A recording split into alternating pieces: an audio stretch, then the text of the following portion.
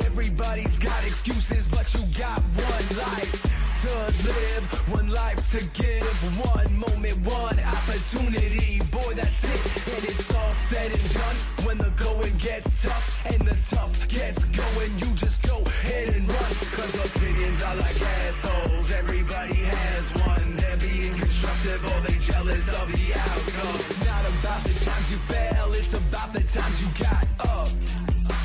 And I don't even care what the fuck your excuses is. Fact is, you just playing the cards of foolishness. What you think I'm doing is you gotta get up, get going and just move on. Don't look towards the past, you gotta groove on. You procrastinating now, you gotta get that motivation. I already created a track called Inspiration. Gotta get up, get going and get fucking hype. Go. Welcome, ladies and gentlemen, to Wrestling Talk Now's Thursday Night Rundown. And boy, oh, look at him. Look at him coming in. Do we put him in yet? Your camera isn't on. Welcome in. Jesus, you done messed me up, Big Red. You done messed me up. Welcome, everybody, to Thursday Night Rundown. We got a lot to get to, from the Sammy Guevara Andrade beef, to new creatives in WWE, AEW's third anniversary show for Dynamite, and of course WWE Extreme Rules coming out this Saturday. So there is a lot to get to, and let's run it down. I, of course, am not alone, though. I am with the crazy one, the oh so loco Kid Crazy. How goes it, good sir? Pretty good. I'm pretty good for another big week of wrestling. A lot of wrestling we watched this week, and we got Extreme Rules this weekend. So let's get a bit extreme. You did it. You did that, didn't you? All right. Fair enough. Fair enough. Let's get a bit extreme indeed. I guess we'll talk about the Sammy Guevara Andrade situation first. That seems to be the biggest news, I guess, of the week, with all of AEW's backstage drama going on in the past month with CM Punk and the Elite and whatnot. And and of course, also Sammy Guevara and Eddie Kingston. True. And now we got Sammy Guevara and Andrade. So it initially started, as all places start now, with Twitter, where I believe it was. It didn't start on Twitter technically. It started with an interview that Andrade gave within a Mexican podcast, basically naming Sammy Guevara as one of the people that he doesn't necessarily like working with, because he's a bit of a, this is pure paraphrasing, not verbatim at all, but doesn't like working with him. And he's a bit of a whiner, says Andrade, because apparently Sammy Guevara was complaining to a lot of people backstage that Andrade hits really stiff. And when Andrade apparently confronted him, and Sammy says, no, there's no problems. There's no problems at all. However, Andrade then just began to still make fun of Sammy Guevara, saying, listen, if you had a problem with me in the ring, deal it with me in the ring. John Cena never complained. He was saying that Sheamus hits hard and all of that stuff. And, no one ever complained. You just kind of dealt with it, almost like grow up, be a man, and whatever have you. Which basically saying when this stuff happens, usually if I hit you stiff in the ring, you just got to hit me back stiff. That's what it is. We'll go back and forth. Sometimes it's going to happen. This is wrestling, and that's it. And Sammy Guevara didn't like that interview too much. Didn't like that interview. Do you recall Sammy Guevara's tweet? Well, basically telling him, listen, you're a liar. You never came up to me. Go back to WWE. We all know you want to be there. The only reason you got hired is because of your father-in-law, and the only reason you're pissed is because for the second time you weren't able to get over. Yes, that's it. That's perfect. That's perfectly said. And then Andrade retaliated. See you on Nope, Wednesday. not see you on Wednesday kind of thing. And then he also wrote like I don't care if I get fired and a Yeah, bunch of things like that. I'll say what So I exactly. I'll name. I don't care if I get fired. I'll name names when I have to. See you on Wednesday. uh, see you on Wednesday. So Exactly. there. After that, Tony Khan's job is to keep either get these guys in your office and talk it out, or keep them as far away from each other as you can on the day of taping of Dynamite. So now, before we even talk about what happened on the day of Dynamite, there is context to Tony Khan apparently talking to them on Tuesday Oh, okay. about, hey guys, listen, I don't want any altercations. I just want to make sure that everything is going to be great on Dynamite, and we're not going to get anything. You guys aren't. He's like, Andrade, you're not going to get fired. You're just going to get sent home. And Andrade was like, no, I'm good. Then nothing's going to happen. Sammy Guevara said the same thing. And so everything seemed to be fine. There was heightened security for Wednesday. But then shit hit the fan because just before Dynamite, it was TMZ who had reported it. Yep. That Andrade, well, first they reported that Andrade and Sammy were both sent home. And then they had mentioned in the article for some reason that it was only Andrade that was sent home due to an altercation backstage. So lo and behold, Sammy Guevara is still in the main event. We realize Sammy Guevara was not sent home. What had happened here? What is going to happen? Here I'm thinking it's Sammy Guevara's fault, just in my own mind state, because like, dude, this guy had problems with Eddie Kingston. And if his reputation doesn't precede him to be a great worker, Sammy Guevara to be a great worker. So that happened. However, he was still in the main event. He got his he got his hand raised, and he was also carried by his teammates at the end of Dynamite. So it looked like everything was fine. Everything was fine in the sense that they took Sammy Guevara's side. We were all kind of scratching our heads. And then we got more news. We got more news basically stating that Andrade was the sole conspirator with either by sucker punching Sammy Guevara a few times and Sammy Guevara not retaliating, and or also just I think the other story was that basically he just kind of was waiting for him in the hallway, and then he confronted him again and punched him a few times there as well. It was eventually broken up, and then Andrade was sent home. Yeah. It's basically what I heard. I think Brian Alvarez did mention that Sammy did push, from what he heard, from what the sources told him. Right. Is that So Sammy there was Guevara, also that he pushed Andrade. Then Andrade threw some punches, but we don't know if they landed, and then they were separated. So there's definitely a physical altercation there. About Sammy, who's to blame? We don't know the whole story, so it's really hard to pour judgment on this. We do know that some wrestlers are pissed at Sammy for putting out this dirty laundry there on social media. That's basically what they're mad about. You could have taken care of this backstage, talked to him face to face, and we didn't. We did see Mox throw a little shade at Sammy during his promo, basically saying, "Kids, you're a sweet kid." When he said to Adam Page, "You're a sweet kid," and a lot of kids here seem like to get themselves in trouble by saying stupid things, something like that. I'm paraphrasing. I don't remember the exact quote, but kind of throwing shade at Sammy, and then. During his promo with Adam Page. So fair. There's a little conflicting stories there, but it's only normal because when we don't have the whole story, then speculation is bound to show up. But this is a recurring problem for AEW. Like how did they say? Is there any zookeeper in the zoo? It's like or things or is it a free-for-all in the backstage area, and people feel like they can go around and start fights with anybody in the backstage? That's not a good feel, because it takes away, like for interviews, when Tony Khan does interviews, like for example, he did an interview with the MMA Hour, the guy from Montreal, Ariel. Helwani, yeah. Helwani, yeah, exactly. And obviously, Wani wants to ask questions about this whole press scrum and CM Punk, and Right. he doesn't want to know. TK doesn't want to. Tony Khan doesn't want to know nothing about answering. He goes, I appreciate why you're asking the question, but I don't want to comment. I don't want. And it went on for like 5 minutes.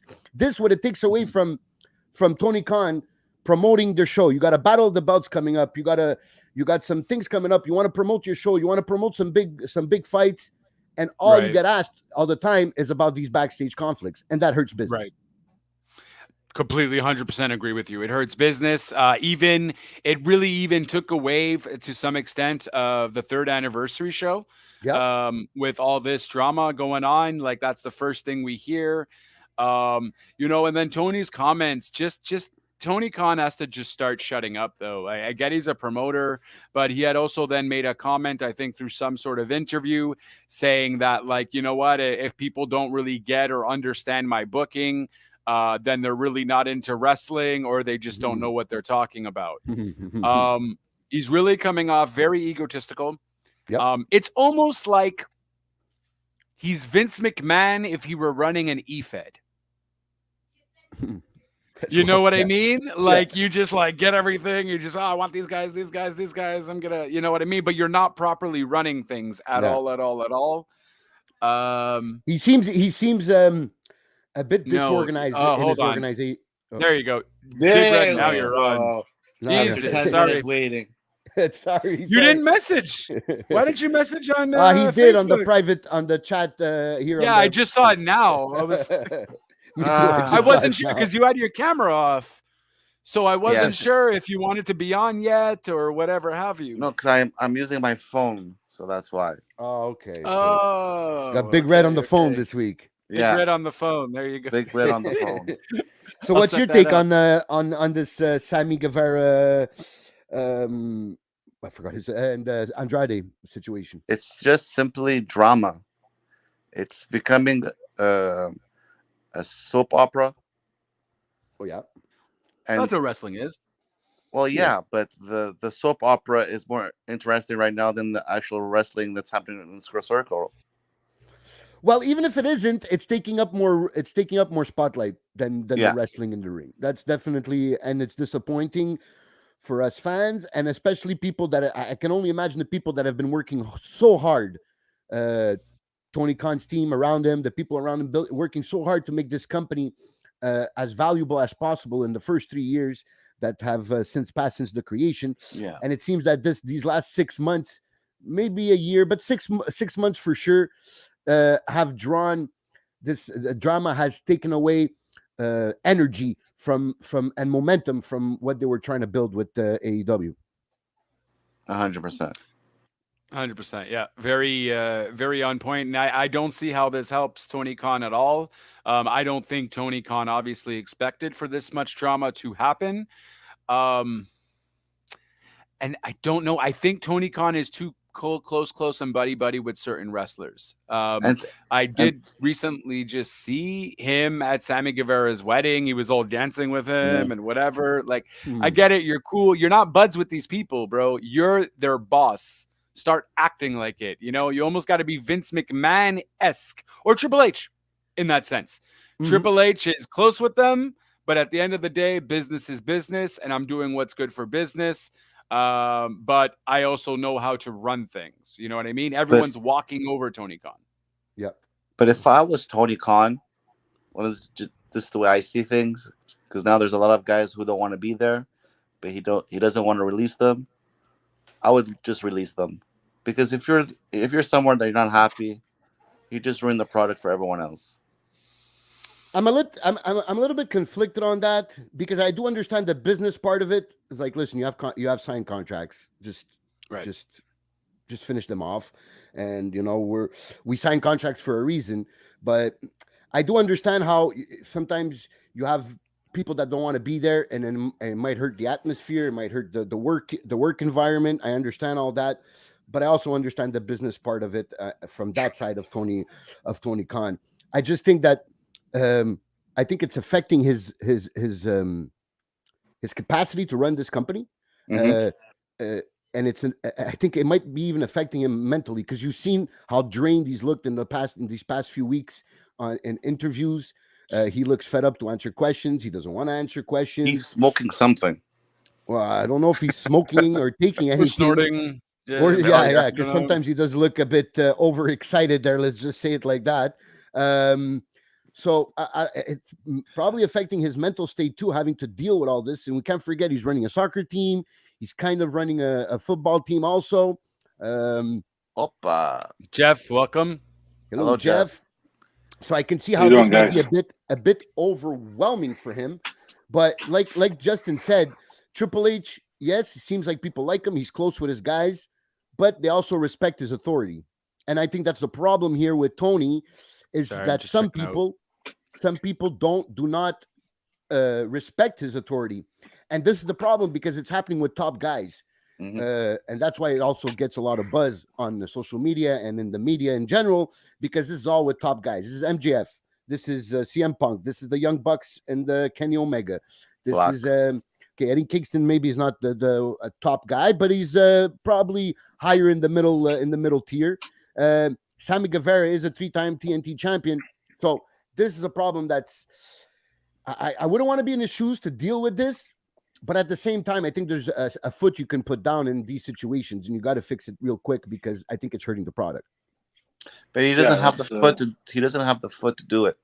Like he doesn't have that edge of like that testicular fortitude. Yeah, I don't see. He doesn't have the. He doesn't have it in him. What do you think, Jeff? I think he would rather just be liked by everybody, and at the same time, maybe that's the way that it attracted talent to the company. That he is a nice guy. It's not a bad thing, but I think that's why he has to split his duties. Yeah, he has to give tasks to other people. Have a booker, a guy that's experienced. Have a guy that's part of talent relations. A figurehead, not just a committee. One figurehead that yes, he can have like guys like Christopher Daniels that work underneath him. Fine. He has to split the duties because even Vince wasn't able to do everything by himself, and he didn't. He wasn't alone. The perception was that he probably did everything by himself because that's the image he wanted to portray for himself, but he wasn't alone. He had Vince people in the background. Vince had JR for that kind of thing. Well, at that time, he had JR. He had Kevin Dunn. This whole time, he had Kevin Dunn behind him. Pat Patterson. Pat Patterson, too. He always had kind of a close circle around him, helping him with these things. And it's not like Tony doesn't have anyone. Look, he has Arn, he has Jake, he has former and Hall of Famers that know the business inside and out and how to deal with his egos, but it doesn't seem like he wants to use them. Yeah, I think Arn Anderson might be able to help out with this whole discipline thing because 100%. He's got respect from the guys in the locker room. I'm sure he has respect from Tony Khan also. Yeah, and Jerry Lynn. he could put some wisdom into these guys' heads about how to behave in backstage or in the locker room area. And if anything, he could put all his Glock. He could what? He was the gun. Okay, I just got that. Yeah. The year it's a 1-year anniversary from his promo with the Glock with Cody Rhodes. Shit. Oh shit! Yes, okay. That's right. They're like, what? What are you fucking talking about? What the fuck are you talking about? For a second, I wasn't sure what you said. I was like, oh, wait a minute. Yeah, the gun. Yeah. But yeah, I think he would be a perfect person to maybe help out in this whole discipline, authority atmosphere that's around backstage there. Because he's from the old school too, so already he knows how it was back then. So to enforce that kind of that authority that he has, that you would have from back then and how it was, could help out the younger guys that don't know what it is to be on national TV, don't know what it is really to be a professional in a mainstream company like AEW is. So because I don't think they have.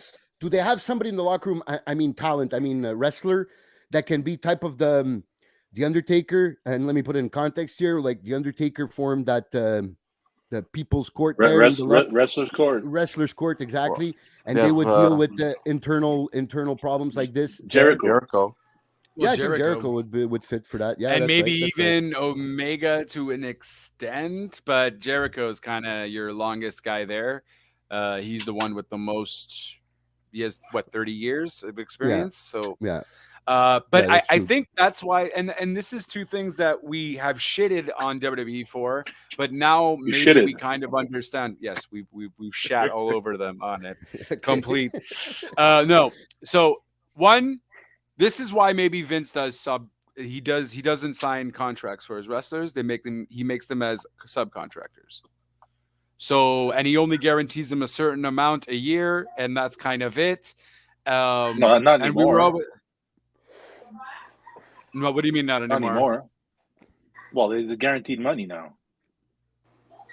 Well, they have a I base thought that was still a guaranteed money, thing. They have a base guaranteed money. No, and then they have per but it's appearance still also. it's all guaranteed. It's all guaranteed contracts. That guarantee that they used to have back then, that doesn't exist anymore. Oh No, it's not like I yes, thought it's that not was- like I think I understand what Jeff is saying. It's like you know what when Kevin Nash and Scott Hall went to WCW for guaranteed contracts.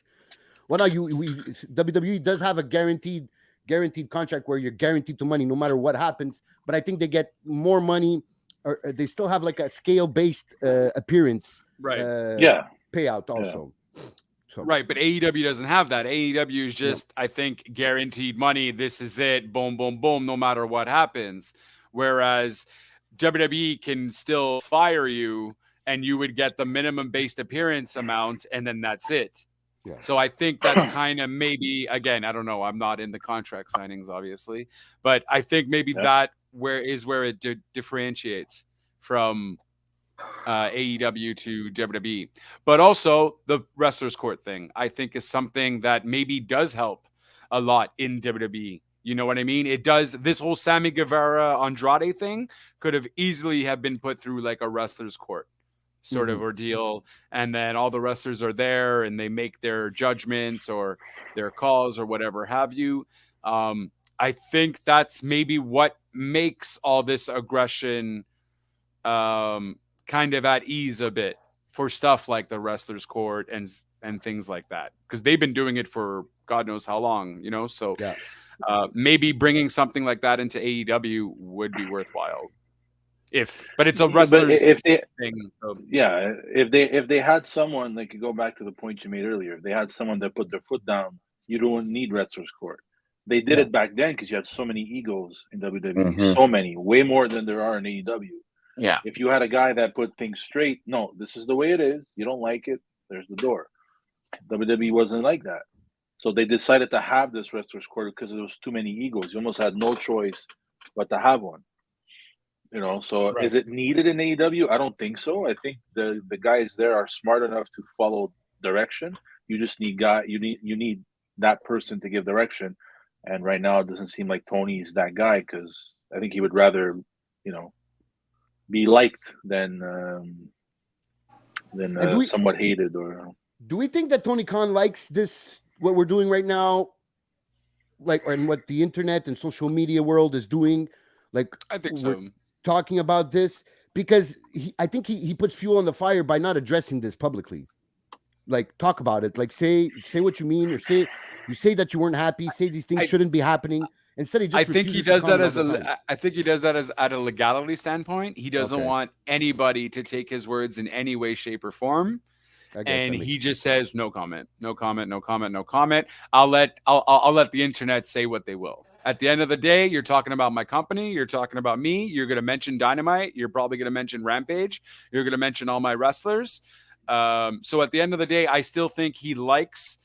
There's no such thing as bad publicity. So I think he's kind of in that whole thing where it doesn't look the greatest on him, but at the end of the day, hey, you're still talking about me rather than talking about Extreme Rules on Saturday.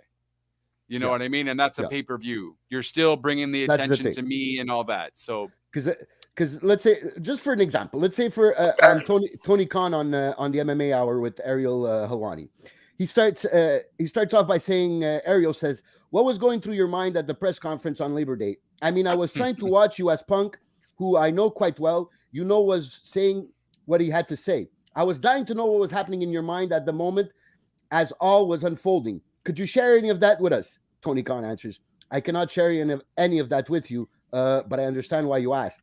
Were you upset?" He asks. "I can't talk about it, but appreciate and understand that you had to ask." "Fair enough. Could I ask what is the state of your relationship with CM Punk?" "You can ask, but I Appreciate that you asked, but I cannot answer that, my friend.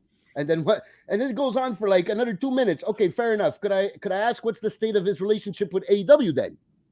Like, is he going to come back? Is he suspended? I think there's a lot of blah blah blah blah. And he answers, "You can ask, but I cannot answer that, and I cannot comment, my friend." And it goes on like for 5 minutes. So I won't bore you. I don't have a problem with that though, because I think maybe he just doesn't want someone to he doesn't want to air out the dirty laundry in public. Yeah.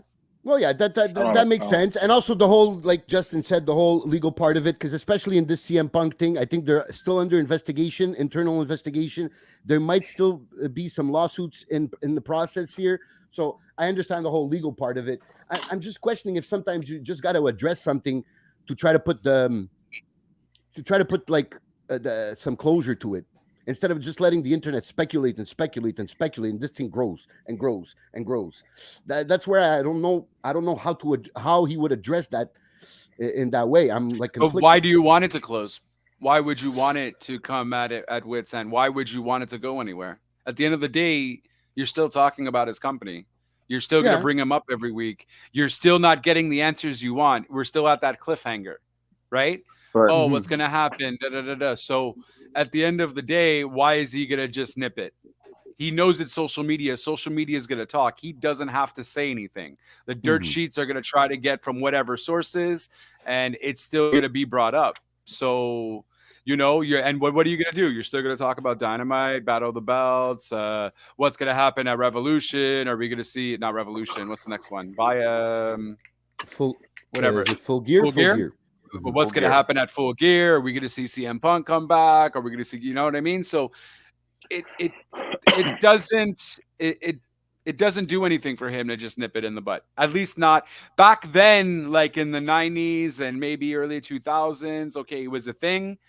But I think even Vince sometimes let a few things go. But yeah, I don't see for Tony Khan's case why he would even try to do anything. It's like you've got Saturday, not even Saturday. So Friday after Rampage at 11 o'clock at night, you have Battle of the Belts. And who's gonna watch that? Well, not you. You're gonna be in bed. I'm gonna watch it. That's guaranteed. But that's guaranteed. Like there's a few matches on there, and it's at 11 o'clock at night. Like these interviews that he's doing on Busted Open Radio and on the MMA Hour would have been a perfect time to let these people know, hey, after Rampage, we got Battle of the Belts going on, and it hasn't really worked out on Saturdays. So we're gonna try a new thing and try it on Fridays after Rampage. So like that, you have 2 hours of wrestling, of AEW wrestling, instead of just one. And no, I know personally of a lot of people that follow wrestling that have no idea there's a Battle of Belts, and they watched Dynamite. Why aren't you doing it an hour after and not before? I would do it before. Because they don't want to compete with SmackDown. Exactly. Oh, yes. So that's why they're still doing it at 10. And so he hasn't mentioned anything about Battle of the Belts in his interview? No. They mentioned two during Dynamite. There was mentioned twice promoting the thing, and they mentioned that it was going to be Friday at 11. And that's the only time I heard it. Was the commentator team also. But I say, if you're not paying attention, if you're watching it, like if you're not like paying attention like us, we watch it with the volume and listen to everything. But a lot of people that are casual, the more casual followers, have no idea that there's a Battle of the Belts on 11 o'clock. Do we even know the card? Yeah, we got Pac versus Trent Beretta for the Atlantic Championship. Yeah, that's the one they promoted on. Jade Cargill versus Willow Nightingale for the TBS Championship. Okay. And ROH Tag Team Championship, FTR versus Gates of Agony. Oh. So, and on Rampage, we have Bryan Danielson versus Jericho for the ROH. Or is that next week on Dynamite? No, that's next week. That's next week on Dynamite. That's in Toronto. Dynamite. Yeah, that's in Toronto. Oh, yes, that's right. In Toronto. Yeah, in Toronto. That's right. That's right. So, yeah, it's a shame that this takes away from what AEW does good. But we also have to talk about what AEW does bad. And this is definitely one of the things is backroom, how to deal with backstage drama. And they've dropped the ball with that one. But it's nobody's perfect, and I guess hopefully they learn from this thing, and especially Tony Khan. But now it's twice that it happens. Well, 3 times if you count Eddie Kingston, which wasn't really which wasn't really put out public unless it was after the suspension. It was after the suspension, and people wondered what happened, and then that's that's when it was explained. But it's still a recurring problem that they're gonna have to fix, and it's just one bad thing amongst other good things that are happening with AEW. But we have to talk about it because that's what we do. This is also maybe why WWE did control their social medias too, though. This is probably why that's probably a thing. Triple H gave it back now, sort of ordeal. But this is why maybe Vince is just a control freak anyways. So regardless, but this might have been one of the reasons why. Because with social media, you got Sammy Guevara just shooting, just saying whatever he wants to say, and you create this heat. I originally thought it was a work. Okay, I had thought it was maybe a work between Andrade and not necessarily Tony Khan have anything to do with it, but Andrade and Sammy Guevara just trying to get some momentum for them to do something else. Because Sammy Guevara wasn't doing much, and neither was really Andrade. So I originally thought it was a work, but then with everything else coming out, clearly it looks like it's not. You never say never, but I don't think it's a work. They're both heels. It doesn't make sense. But also, we thought, sometimes when this real heat or this real animosity between wrestlers sometimes creates money. Well, they tried to do that with the Sammy and Eddie, and their match wasn't a banger. Okay, but it didn't make the real bad blood between them didn't make that match a few weeks later any better. So I don't see how they could. This is a money draw, or this could be a money draw for them if it's a work. I think it's just the heat is not quite white hot yet. Yeah, you need white hot heat. For those who don't know what that means, it means like it's yes, like the top of the white top hot. Yeah. They need Matt Hardy edge heat. Yeah. For sure, absolutely. Yeah, that would be the kind the go-to for real life bad blood, turning it into a money draw. That would be the perfect example. I mean, I don't know if Sammy Guevara tried to go with Charlotte Flair and that was a thing that we heard about, maybe they could turn it into an Edge Lita Edge Matt thing. You know what I mean? But no. Maybe this is a way. Go ahead. No, go ahead. Maybe this is a way that Sammy's just trying to get himself over because he knows he's not over, and Andrade is. Mm-hmm. So he's going to try to attack the biggest. It seems like it's a recurring thing for Sammy trying to get over. Yeah. If it's with his girlfriend, if it's with the tweets, or over his marriage. What were you saying, Justin? Whatever your name is. It wasn't me. I didn't say but you were saying something about Charlotte, and you were saying something about Charlotte. Oh, I was just saying, unless we randomly heard news of, I don't know, Sammy Guevara cheating on Ty with Charlotte or some stupid shit like that, and then you make that into a Matt Hardy Edge kind of thing. Because the whole thing was with Lita, right? Mm-hmm. Yeah. Or his real wife. Was it Lita or his real wife? No, it was Lita. It was Lita. It was with Lita. They were, but she was the real girlfriend of Matt, and there was a real. She cheated really on him with Edge. But if as promoters, if you guys were promoting AEW, you guys were the owners of AEW, what's a bigger asset to you, Sammy Guevara or Andrade El Idolo? Andrade, 100%. Me too. What's you, Justin? Why you have to think about that. Sammy Guevara. The answer is Sammy Guevara. What the why? Bro, like Sammy Guevara is great in the ring though. Mm-hmm. So is Andrade, mind you. Yes, absolutely. It's just I feel Sammy hasn't found his place yet. You got to get him out of this whole I'm with Ty, I'm with Jericho's JAS. That's right. Jericho's JAS and all that. I think Sammy, like, yes, you have a lot of people like Sammy in AEW already, but you also have a lot of people like Andrade too. So I think it would be more if you got rid of Sammy and he goes to WWE, I think WWE would know what to do with him. And I fear that is what AEW is on. WWE has a guy like Sammy. Austin Theory. Mhm. Yeah, it's similar there. Similar. Yep. I think the at only least thing. Andrade, even though Andrade has that, even when the way he cuts his promos, you can like he's like that aristocratic. He has the accent fine. The way his promos is, his work, his in ring work is great. The way his promos is and everything, it's a million times better than anything Sammy could do. Sammy's work is okay. His promos are shit.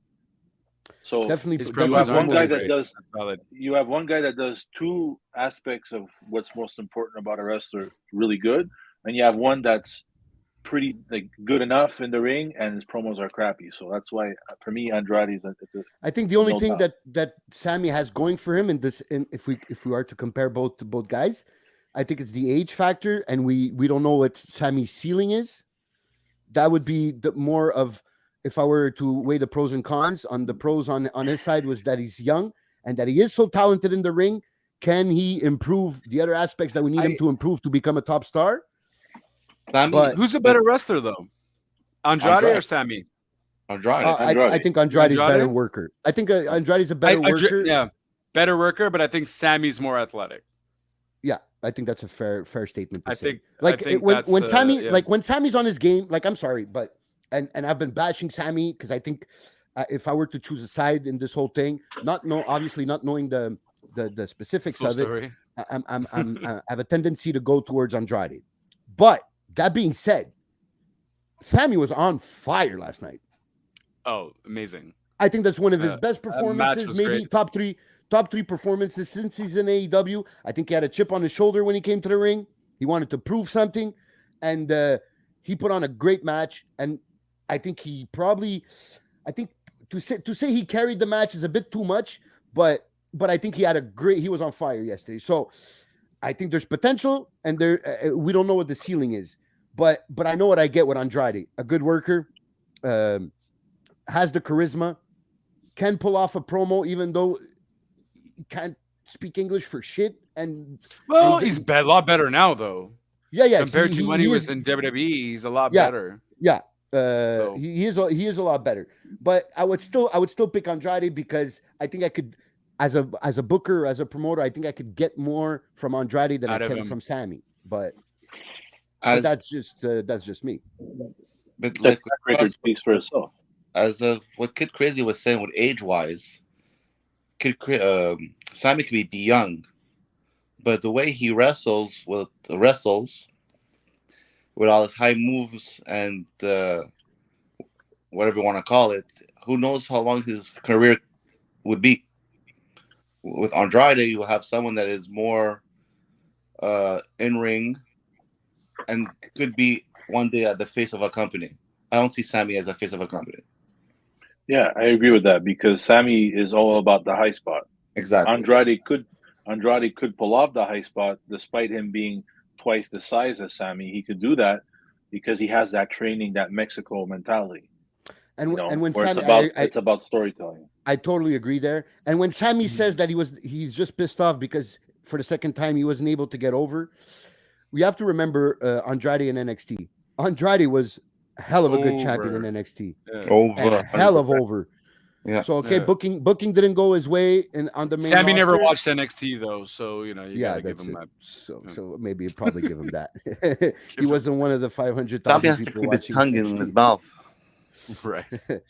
But yeah. So I remember that Andrade as world champion or as NXT champion, and he was pretty over. So yeah. That's it. That's my opinion on this whole take. I think 40 minutes we gave to this whole beef. 40 minutes just off Sammy and Andrade. Tony Khan is fucking laughing his ass off now. If he ever randomly watches this fucking podcast, this is the one to watch. So you can see that he's over. But alluding to the point where you said why Tony doesn't bring up the dirt of the company, this is what he wants. We're talking about the product, even though there's heat there, but he wants us to talk about the product. Yeah, and there's no doubt. Okay, I'm not saying that they went back over 1 million yesterday because of this whole backstage drama, but I definitely know there's some people that probably watched Dynamite just to see what was going to happen because they had saw it on Twitter or something back and forth. You saw the guy saying, "See you on Wednesday." Oh shit, something's going to happen. They went to go watch. So I understand that whole the whole marketing piece of it, and let it roll. Let the speculation roll, and let's see where it lands. So That's that's it. it. And I Okay, let's guess the talk about. next. Oh, go ahead. Okay, do go it. ahead. Go ahead. Do it. No, do it. Do it. I want to know what you want to talk about. I'm really intrigued, and I really think it's an important thing, and I'm really excited about this new hire, WWE, the director of long-term creative, Oh yeah. Rob which Fee, I think his apparently, name is. Yeah. yeah, he's worked at Disney Plus, he's worked at Marvel for comics. Um, I He's also written a few for a few shows, sitcoms, I think it was. And he's also worked with them before being hired, permanent hire, as this director of long-term creative. He was also helping out with this whole White Rabbit QR things going on. So I And like he that. also had pitched a movie too with Bray Wyatt or something, doing some No, sort of movie thing with Bray Wyatt, and WWE was really behind it, but then they let Bray Wyatt go. So then they kind of let him go as well. Yeah. So just to add to that, he also so the fact that he was going to work with Bray Wyatt before just already alludes. We already kind of know, and I hope it's not a fucking swerve because I don't think there's anyone bigger than Bray Wyatt coming. no, because I think like we mentioned last week, me, Jeff, and John, on this is I think you've gone so far, you've gone too far in the obviousness of this story, and I think that anything other than Bray Wyatt will be a disappointment for fans, and it might ruin the whoever else it is. Let's say somebody comes out and it's Joe Gacy or whoever. There's some alludedness to some of the videos in this QR codes alluded also to Aleister Black, but we know that Aleister Black is not released from his contract technically, so he wouldn't be able to be there. But if anybody, and if it were to be anybody else but Bray Wyatt, I think that that debut would be overshadowed by the people being disappointed and probably booing him out of the arena. So I don't see how they can swerve on that, because even this week again the QR codes pointing all to Firefly Funhouse segments and stuff like that. So all Alexa Bliss as well. Yeah, Alexa Bliss as well. So everything's pointing towards that. So anything other than Bray Wyatt will be a disappointment for people following, and especially the people, because we know that Marvel does this a lot, even DC, the whole Easter eggs in their movies, right? That you do, and people actually follow these stuff and go check these stuff out, and now you're creating a buzz because I think it was 2 weeks ago, SmackDown had a huge, when I think it was the 9/23, yes, the September 23rd SmackDown had a huge boost in ratings. Because people thought the Bray Wyatt was going to show up because they went to go check the QR codes and check this and finish the Hangman game, and they brought them to that. So the buzz it's creating is definitely helpful to the company, and that's why I think this is a good hire, especially because we all chat on WWE about their long-term booking. So basically, you would start a storyline, you do the storyline, and okay, something else comes up, bang, you kill the storyline, and there's no finishing to the story. There's no nothing. You just start something new. So at least there's this guy that can say, okay, we have the story. It seems like an interesting story, but in the long term, where do you want to go with the story? And that's what it can change and make it better. We're going to see on Saturday. Did he have anything to do with the Loomis things, with the car crash on Raw, like from a few weeks ago? And that would be a good, saw the fire dumpster question, burning. Yeah. Because that's kind of along his lines of with the QR code and so on. So that just sounds like that's his bag, especially if he worked with Marvel and did anything with the Avenger stuff, which I think it said that he did in the reports. Again, all those Easter eggs. So, yeah, I mean, and if he's there long term, then it's looking good, hopefully. So, and but it's got to be Wyatt. So I like a leader when a leader surrounds himself with strong people and puts himself in a circle or builds a circle around him of strong characters and that are very good at what they do. And if this is the case, I don't know this guy and I haven't read his comics and stuff, but if he has been around for this Dexter Loomis stuff and for the QR code, I'm willing to give him a chance, and especially to Triple H for hiring him. I don't think Triple H is an idiot, and if he's doing this for a reason. So I want to see where this goes storyline wise in all stories. Well, they've hired people from Hollywood before, and then didn't work out. Yeah, but they've hired a lot of soap opera writers, and Yeah, that's true. and That's true. and it was kind of like I don't know, that era is kind of done, you know. That was more of the Attitude Era, maybe a bit of the Ruthless Aggression era, but now people have moved on, and with the social media and all this, I think there's other ways you can find to do it, and if this guy is able to do it, then why not? I'm all for it. Like if this is this kind of stuff he's gonna bring him up. If we see Bray on Saturday, which I believe we are, how are we going to see him? By him showing up. I know, but through the TV. Okay, guys. No, we're joking. See him in a match? Are we going to see him interfere? No, probably interfere. We're not going to see him in a match. Yeah, You're not going to see him in a match. No, it's not Cody Rhodes. No, but I do think he might interfere, or maybe not even show up, but have him something show up on the big screen relating to Bray Wyatt during a match or during a segment. Okay, so it's still a tease then. You're saying it's still going to be a tease. We're not going to see Wyatt. No, I think because there was the QR code for Extreme Rules, so this could still literally be a tease. I think it could be a tease. I think it will be a reveal, but not necessarily with him in physical attendance. Like we will. I think there will be a reveal. We will find out this is Bray Wyatt that's behind this, but I don't think if he's going to be there in a physical attendance, because I think having him not be there in physical attendance and then the next day your ratings are going to go higher because people are going to want to see him now. Is he coming alone? Especially on your season premiere. On your season premiere, yeah, exactly. Yeah. So I think that's what we're gonna get from Bray Wyatt. But is he coming alone? Good question. We don't know. Good question. Will he bring back? We're talking about maybe Joe Gacy. Maybe Joe Gacy is going to be part of his new Wyatt family and whatnot. That might still be a thing. But you can't have Joe Gacy alone coming out because that's not going to go well. Unless we have, like we've talked about, a live action version of the Firefly Funhouse. So the rabbit, the buzzard, the pig, but all in live action. So not necessarily them dressed as those animals, but like because then that would be a bit 1980s wrestling there. But like representing the what was it? The white rabbit would be Karrion Kross type of thing. The pig would be Braun Strowman type of thing. The buzzard, the buzzard would be either Dexter Lumis or Joe Gacy. But I think Dexter Lumis would be a great fit for the buzzard there. Yeah, that would be a great fit. Yeah. I think if they were to come back, that would be a good way to do it. But I don't know if they want to do that right away. I think maybe you keep the mystique around Bray Wyatt and then have him bring in his other people around him as we go along. But if it is him, this big buildup, and then after at the end of the day, there's no payoff, it's a waste of time.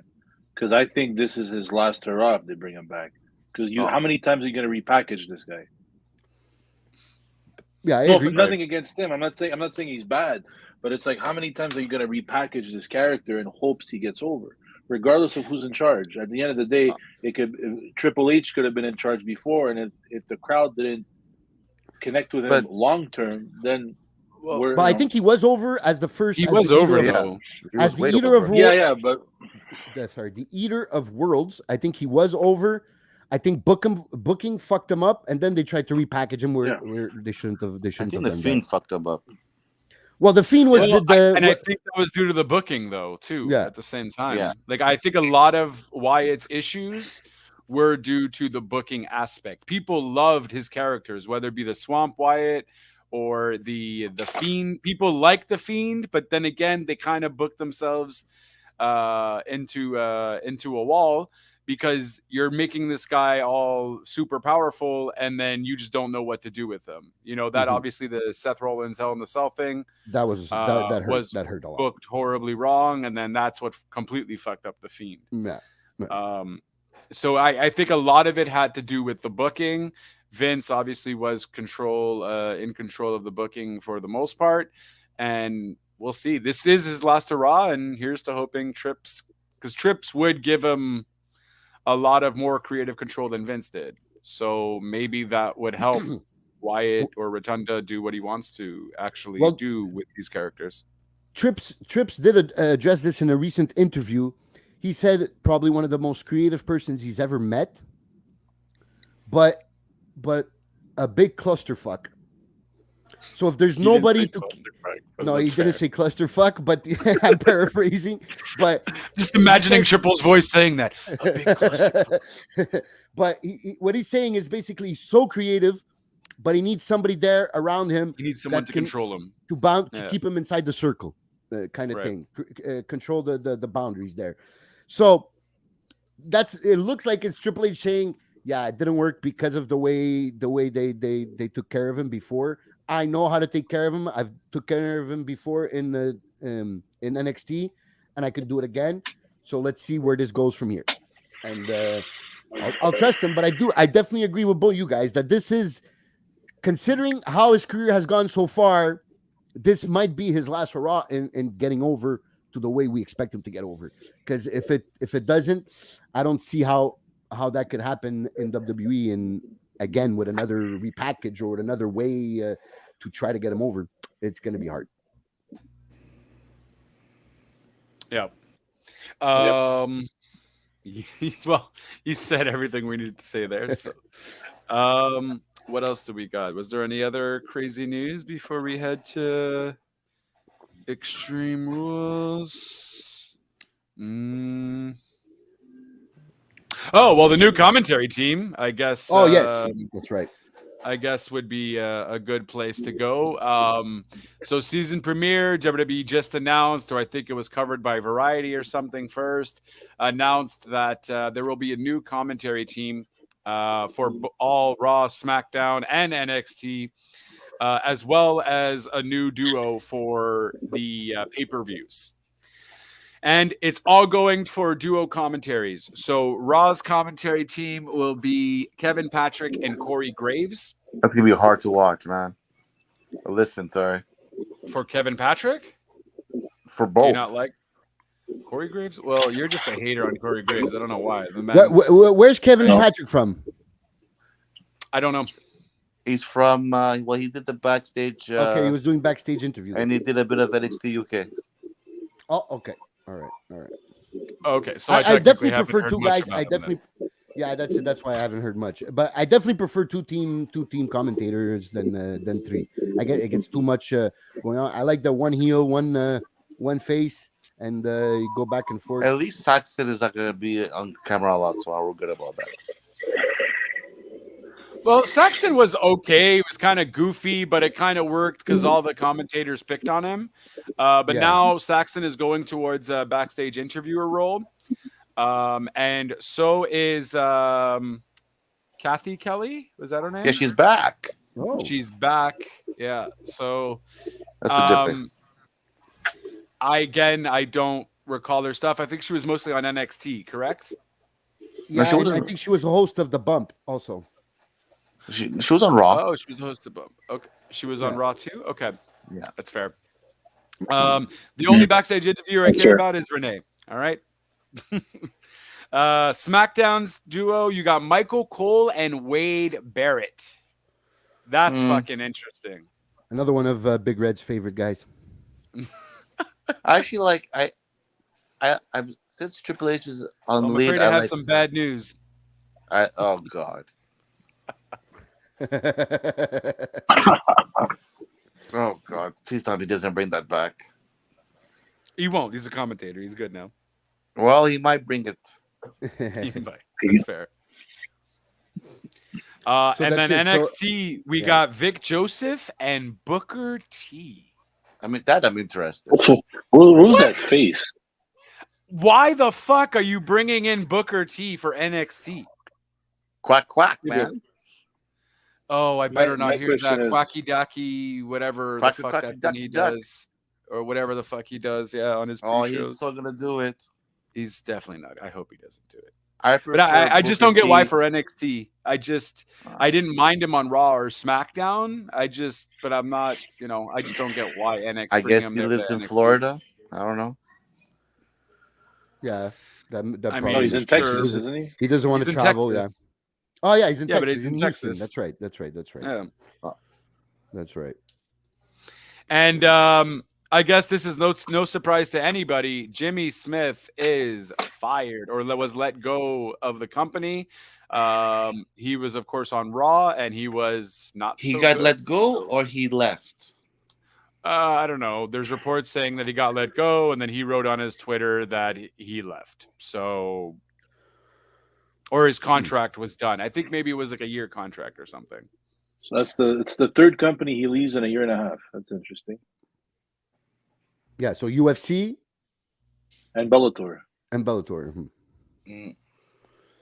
Yeah, he didn't. I don't know. He wasn't the most charismatic there. He didn't. He knew his stuff. He knew his wrestling stuff, but I don't know. He didn't make the show more interesting. No.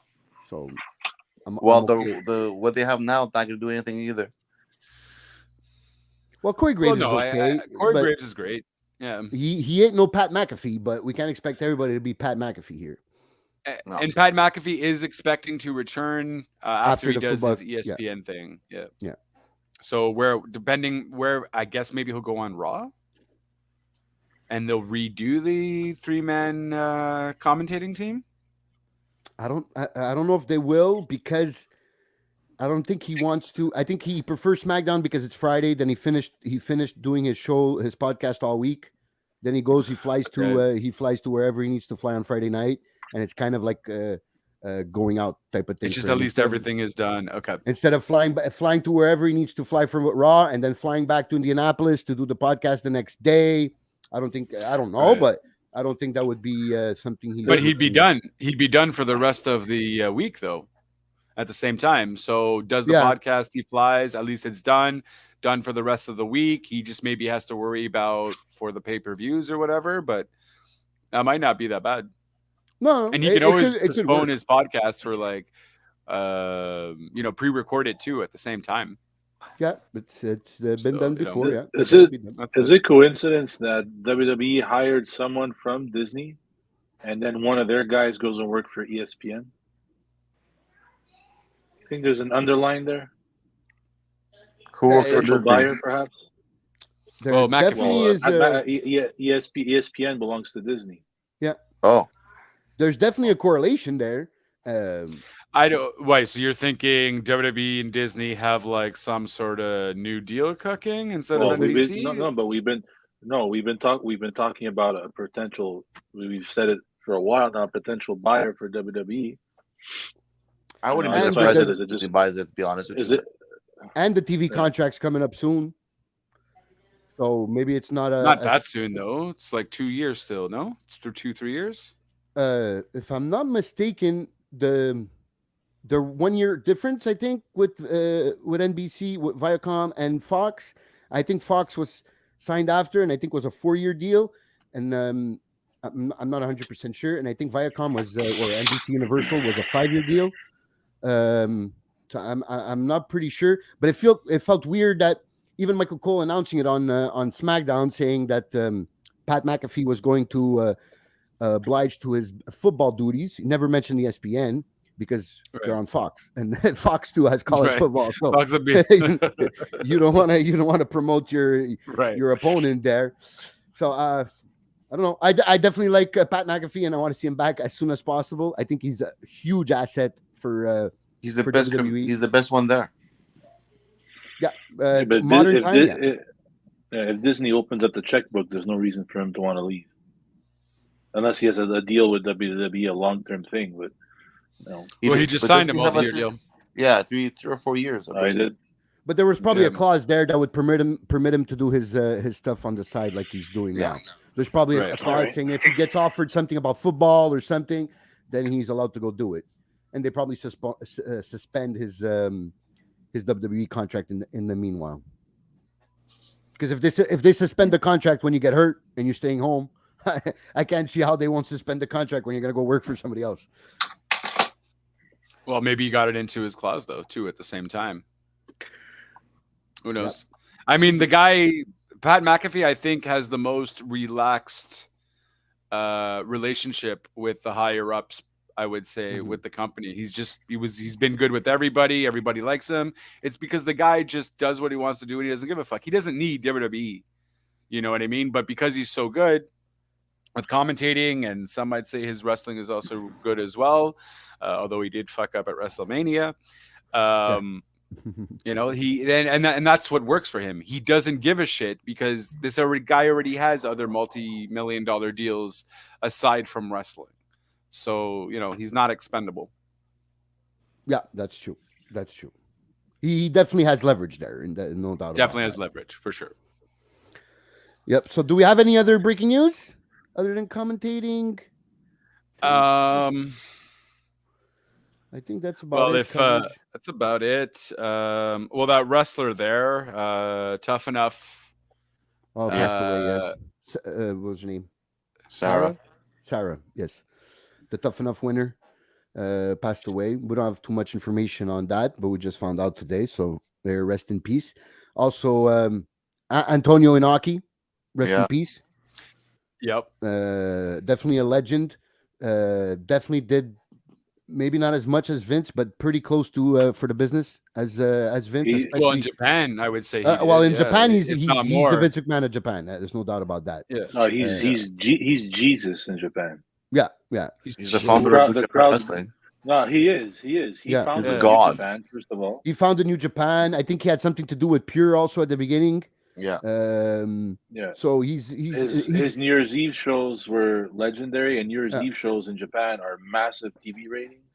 Yep. So yeah, he was like, for people, the more casual fans, maybe you'll remember him if you don't know who we're talking about. But the shoot fight with Muhammad Ali.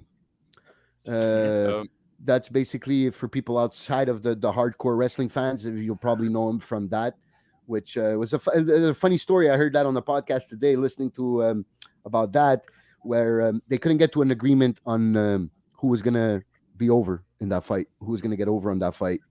And so they decided to do kind of a shoot, like have a real fight, but with like a million rules. Basically, Muhammad Ali couldn't get hit in the face. And Muhammad Ali couldn't give some kind of real punches or something like that. So basically, Inoki, and correct me if I'm wrong, Jeff here, but he basically laid on his back the whole time, and just was kicking the shit out of Muhammad Ali. But that one photo lives to this day. Muhammad Ali standing over Antonio Inoki. So. Even you can say what you want about that fight, but just that picture is legendary. Oh no, and Muhammad Ali said after the fight, he said in interviews after the fight, saying this is probably one of the fights that took the most out of me. So I think there was even a respect between both of them, because if you remember the North Korea show that WCW did back in 94 or 95. And Ali was at that, and it was Inoki that like hosted it. Wanted him there as a peace offering. Yeah, so he was above and beyond. I think a lot of what a lot of people on this side give him credit for. He probably could have been president of Japan. No joke. Yeah. So yeah, rest in peace to Antonio Inoki, which probably is the father. Would I be correct in saying he's the father of strong style? Yeah. So for all these guys we see now, Nakamura and Tanahashi's and all these guys, there would be none of these guys without Antonio Inoki. Those are all Inoki dojo proteges. All of them. Exactly. So thank you for these many years you've given us, and rest in peace. I just wanted to say before we go on the rundown, because I've blasted him for a few times about how he's always throwing shade at I'm talking about Tony Khan here. Why he's always throwing shade at WWE. And he finally explained why. So I'll give you the quote here. So this was taken during, I think, Busted Open, if I'm not mistaken. Sorry. What's the Yeah, busted open. I think that's it. And he says here, he goes about the shots he keeps taking at WWE. He goes, the executives at Warner handed me a book. It was about how to be a challenger brand. This is what you are, a challenger. This is what you are, a challenger brand. I learned then 3 years ago is not the industry leader, but it is also not a niche brand. It is not that. It is a big company. It is Pepsi to Coca-Cola. It is Burger King to McDonald's. What will get Burger King marketing? What is Burger King marketing? Basically, a lot of it is, hey, McDonald's shit, guys. So now we know why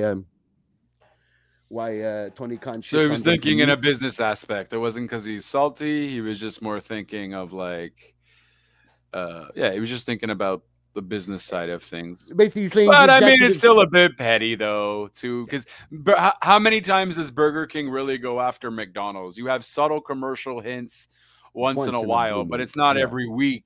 Yeah. You know what I mean? And McDonald's didn't make a commercial, ba-da-ba-ba-ba, fuck Burger King. You know what I mean? Like, that wasn't a thing. It was once in a while. So I get what he's saying, but you're taking shots every week. But again, it's just like the backstage scenarios. You know, he's deflecting. Whatever. He's deflecting. He's deflecting, basically putting the blame on the executives. Listen, guys, it's not me that's being petty. It's the executives that told me I got to be a challenger brand. And I got to say the other guys suck for you guys to think that I'm good. So I just wanted to mention that. About I just wanted to blame it on them. Yeah. That's it. That's Jesus. It. So, okay, let's do why we're here. Let's go for the rundown. Boom. What are we doing? Are we going from SmackDown or are we just hitting Raw and Dynamite? Was there anything? Well, I mean, I guess the SmackDown scenario. Obviously, that whole honorary Ooze segment was that this week? No, that was the week before. Never mind. Sorry. I was in this week was a tag team: Sammy and Sikoa versus Ricochet and Moss, which was a good match. That opened up SmackDown. Then it kind of continued with the whole Jay backstage and Sammy beef going on. Then Drew came out, a little segment with Theory, but wasn't that important. KO. Oh yes, this was a very good match. Kevin Owens and Gargano versus. Well, they came out. Sorry, it wasn't. I'm getting the wrong. They didn't fight. They came out to promote. I guess what was coming for Raw, right? Johnny Wrestling. Yeah, that's it. So they came out there. I like the chemistry between KO and Gargano. Hit Row against Los Lotharios. Again, you're losing me with Hit Row. I don't know what they need to do, but because the comeback was over, they get the pop, but after a few weeks, the balloon is deflating there. So so you gotta find something for Hit Row. And I guess that's basically it. Imperium beat up Sheamus. Shotzi's back with the tank, so that's another thank you, Triple H, for being for Shotzi bringing back the tank. She fought Bailey, but Bailey destroyed her. Yeah, it was it was good. So she brought the tank, but the tank did not help her. Bailey had to get over. Yeah, Bailey had to win. We have to make her look strong in the build up for her match with Bianca at the Extreme Rules. And the show ended with the trios match of Gargano, Drew, and KO versus Alpha Academy and Theory. That was a good match. Good match. I like that they even on Raw they're keeping KO around whenever Drew's around. So it seems like they really want to put inside your mind, inside your brain, that KO is part of that main event picture. Right. So they really want you to continue with that. But overall, I think SmackDown has been a bit weak in the last 2-3 weeks. I know they're putting a lot of their efforts on Raw because SmackDown does always get their 2 million. And I know they're going up against Monday Night Football on Raw, so they want to make that product as strong as possible every Monday night. But you can't let the other one go down. So we're gonna have to get a bit better. I mean, if he still hits 2 million, though, is it really going down? That's the thing, right? So yeah, Yeah, but I'm Because what scared else that is there on Fridays? Mondays is because of football, so you're kind of fucked there. yeah, Fridays is really nothing else. So as long as you have, because I think honestly, from what I've saw the past 3 weeks, the only really big segments are the ones with, usually are the ones with the Usos or the Bloodline in it. yeah, That's the yeah, biggest rating. definitely. So as long as you get them in there, you're good. You'll get your ratings no matter what, and you'll get Yeah, and your I think that's the floor for them is that 2 million on network television, yeah. and that's it's 2 million on network television. And I know Right. how it gets easy. It gets easy to be complacent, I guess, with that 2 million and try to get the Raw up to 2 million. But it's like for I don't know. But for me, for the fan that follows every single show, I feel Right. like that there's missing something, and I don't want that to get to the long term, and then yeah, that's it. So I lost a bit of my track of thought there, but okay. So that was SmackDown. I hope it gets better. That's it. Rampage. What do you guys think about Rampage? Actually, Rampage. I like this Rampage, and the last two Rampages have been with Grand Slam have been good. So I guess they're trying to ride on that 2-hour show of the Grand Slam, and hopefully this translates into long-term ratings for Rampage. The Acclaimed. This whole well, this was yesterday. The scissoring National Scissor Day. Scissor Yeah, Day. that shit was over like Yeah, crazy. it was, and I love the chant. Scissor me, that scissor me. How does it go? Scissor me, daddy, or some Yeah, shit like scissor me. that. Yeah. And I guess it's I guess it is over. I mean, the fact that they're trying to make it like, oh, the scissor, it's a handshake. We're all uniting. You know what I mean? They're trying to make it like they're trying to make everyone united with it, kind of thing. So I thought it was cool. And then Swerve coming out with that. Also, too, Swerve's line will forever be embedded into my head with, "Oh, daddy ass, look at you wearing another shirt where." What is it? Wearing another shirt this decade that kids are going to be sent to the principal's office for. Did you catch that? No, I didn't catch it. Oh, I was like, what? That was like perfect writing. Yeah. And he found his new catchphrase, right? When he said at the end of that promo, "I got 2 words for you: scissor me." Scissor me. That was not clever, but it was a nice. Well, way. it was just obviously a nice little nod to DX days. But the Acclaimed are over, no doubt Way about over. it. Yeah. And they're pulling out some good matches also. So you're getting a good combination of being over with the crowd, keeping the momentum going, and putting on good matches in the ring. And now AEW stands for Acclaimed Every Wednesday. Yeah, true. That was another good line. That was another good line. We saw As Boys also on Rampage. Maybe finally we're gonna see FTR on TV again, which is something I think we all agree we'd like to see more of. For sure. And this comes after. I don't know if Rampage. Yes, Rampage did come after the FTR said that in the ring. In a match where they were doing, I think it was New Japan, if I'm not mistaken, where they said, "Hey, Tony Khan, we still work for you. Book us." So, Nice. so I guess Tony Khan listened, and looks like. But do they have they been re-signed? Technically, because they had contract issues, right? Their contract was done. I think they're on a per appearance basis or per week basis until they get renewed. But they are ROH champions. Which technically still links them to Tony Khan, and they did say they still work for them, so that they still work for him. Right. So, and they had booked the storyline behind the Ass Boys was that they wanted FTR and one of those tag titles. I hope that they don't give the ROH tag titles to the Ass Boys or the Gun Club, whatever their real name. If Daniel Garcia and Daniel Bryan end up being a legitimate tag team, I feel like you give it to them. Yeah, I But guess because that would be that would be a team kind of good enough in comparison with FTR. Ass Boys is nowhere near there yet. You definitely have to build up the Ass Boys a bit more, or the Gun Club. Excuse me. Yeah. Or maybe you could have a match, but definitely not for the title.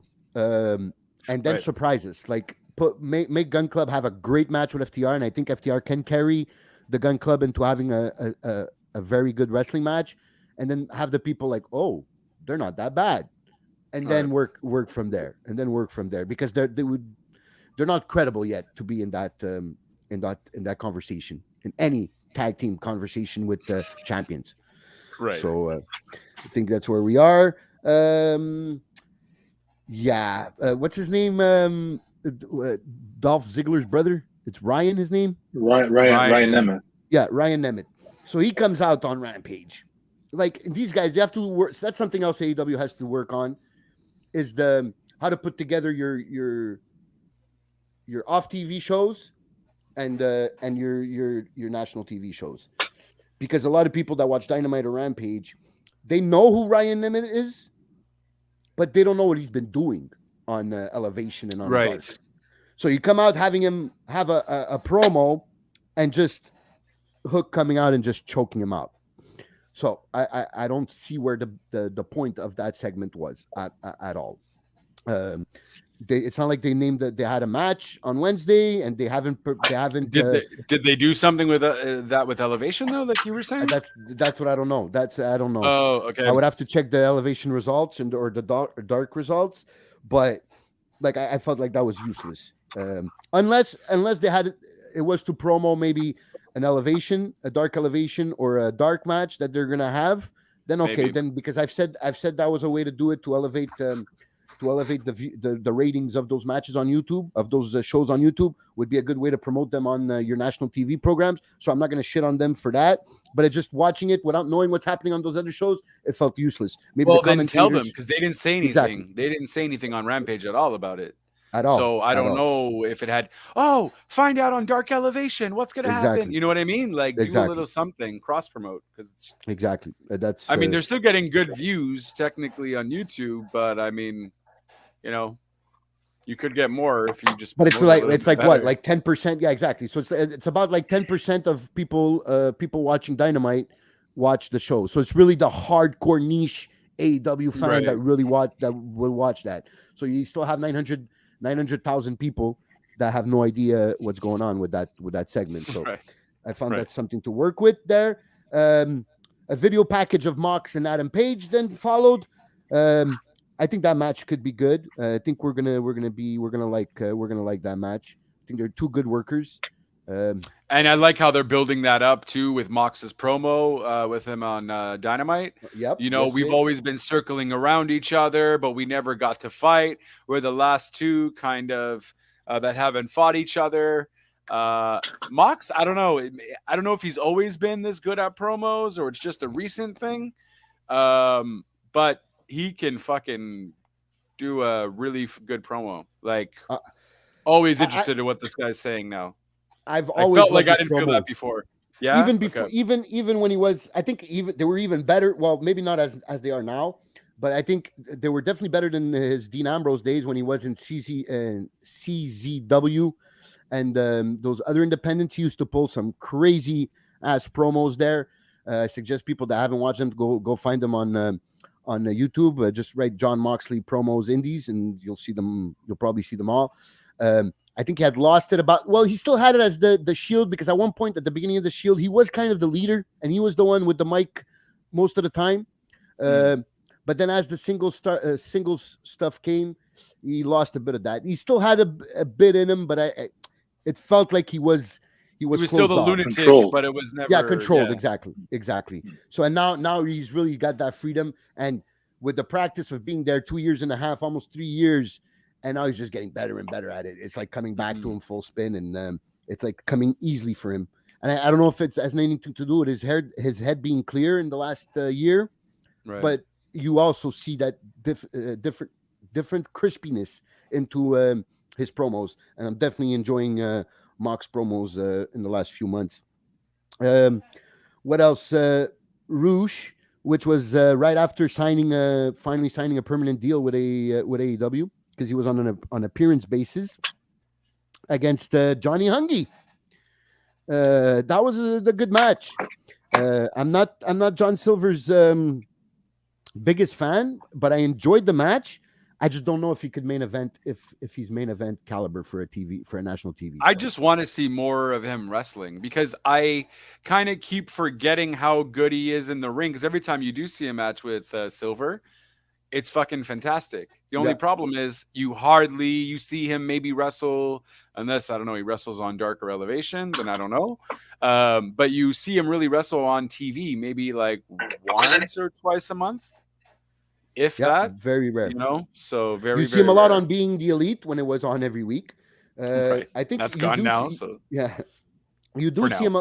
I think you did see him a lot with his tag team partner, Alex Reynolds. Alex Reynolds. Yeah. I think that's where you saw them mostly. We got an Alberta fan over here. What's up, Alberta? How's it going? Hello. Thank you for tuning on in. Yeah, I think he also did technically have a question. Oh, okay. Is Saraya cleared for matches, or will she be a manager till 2023? From what we know, she definitely signed a lucrative contract. I'm not sure if there was mentioned the number of years, but I remember like the number being high. I wouldn't see them paying her that much to not wrestle. Like she would have to be an important piece of storytelling, or she would have to be like a GM type of thing. For her, I don't think they'll give her that money. They would have gave her that money for her not to wrestle. I think they're just waiting. Well, how much is she getting? Oh, I heard it was we know? over seven digits. Oh shit! Like in the low, like in the million lows. Okay, that's what I heard. So. Yes, and I think he's probably asking because of Britt Baker saying that the doctor said she's not able to wrestle. Obviously, Britt Baker's not going to know that. She's just kind of trolling her. I don't know. I mean, we don't really have a definitive answer per se, but I think you still sign her even if she can't wrestle. That's a big draw. That's a big name draw right there. And, even if she can do, I don't know, a few punches here or there, kicks here or there, but I don't know if she's. I think it's definitely a good draw right now. It's going to help people. It's going to put eyes on the product. But I'm afraid that if she doesn't wrestle, it could die out very fast. Yeah, you're not going to pay someone $1 or $2 million to just stand there and talk on the mic every now and then. Because I think they're just going to do it. They're going to try to do it the right way and wait for the right moment to. Well, I think they are doing that. I think we're probably, if she is able to wrestle, we very might well see the Britt versus Saraya, though. Right? I think that's what they're working kind for. of alluding to. That's what they're working for. So, because listen, the first week she went in the ring, and everybody left the ring, and there was no mingling there. The second week it was the lumberjack match. She wasn't a lumberjack. She went to commentary. So they're making it seem like she can't be around any physicality. Now this week, or next week, they announced it actually, that she will be in the corner of, what's her name? I think it's... Tony Storm, no? Yeah, I think it's... she's going to be in the corner of Tony Storm, and then the Brit's going to be in the corner of Jamie Hayter, if I'm not mistaken. So we're going to have them around the... So I think they're working towards... something, and then maybe, because if I would be booking it, I would do it like that. I would keep her people thinking that she can't wrestle, and then slowly getting her closer to that, and then once she punches somebody, there's going to be a huge pop. So I'm moving my hands a bit too much. It's okay. It's normal. But yeah, I think that would be the way to do it for Saraya, because if you keep the mystery going. She's staying away. They don't want her to get close to physicality, and then all of a sudden she just whacks somebody. When she does, the crowd's gonna pop. Yeah. So I think that's. I don't think we'll. Well, listen. Maybe it won't be for Full Gear. I don't think. So. Well, when's Full Gear? November, no? November, yeah. So I think it would have to go for Revolution in February. If there is going to be a match, Britt Saraya. So maybe she gets involved physically for the first time at full gear, and At then full they build gear. up those 2-3 months of build up for that match with the Brit. I think going back and forth like 2.5 months, which is what 2.5 months is 10 weeks. I think 8 to 10 weeks of promos going back and forth between Brit and Saraya can be gold. Yeah. So Thomas also did have this message regarding Bray Wyatt. Apparently, he was seen near Philly at a car rental place. Didn't hear that, but I mean, it's very possible. And apparently, Mike Tyson might be there for DX25, which will be on Raw. Yeah, and they're all going to be there except obviously Daddy Ass. Daddy Ass, man. Yeah. So, so for that, I think they'll maybe knowing Triple H and Shawn Michaels, but more Triple H for this. Maybe he will be alluded to. Maybe he could try and get him to. Yeah. Well, I mean, wasn't he there at? He was there at the Hall of The Fame. Hall of Fame. Oh, it's So true. it could very true. well be. I know that was the early stages of AEW, and I don't think Daddy Ass even had a match yet. No, but I think he was only known as a coach back then. Yeah. But he didn't even start. Didn't the AEW not even start before that? It was just announced. When did it was announced in January? No. Just check the year I'm that just DX gonna was check inducted. the year. Yeah. Because it was January. You guys don't have to win. January 2019 is when they announced AEW, and I think they signed him in that spring. And their first show was in May. 2019. Yeah, Oh, so There you WrestleMania 2019. go. So it was before the first AEW show. Yeah, they had announced the company, but they hadn't. Double or Nothing. Yeah, exactly. Yeah. But hey, it could work out a deal. But I don't know the way it's since Tony Khan says it's a bit cold now in between them. So I don't know if they could work out a deal to have him there. I know, but I'm sure definitely Triple H wouldn't be in the allude to him. promos though. He definitely wouldn't be in the promos. They definitely wouldn't go that Yeah. far. Yeah. Yeah. So yeah, that was Rampage. And that's it. And SmackDown. So now Raw. We're continuing off with this whole Judgment Day promo with Right. Finn, with AJ, which ended up being after the promo was a match with Finn and Damian Priest versus Ray and AJ. They're definitely going with this Finn AJ storyline. They're definitely continuing with that. With at the same time Finn having a match with Edge at Extreme Rules. So, like, where are they going with this? Does he know where he's going with this, or is there like multiple plan A's and plan B's here for just in case shit doesn't work? Yeah, Damian is facing Edge, right? No, Is that what Finn it is is? facing Edge.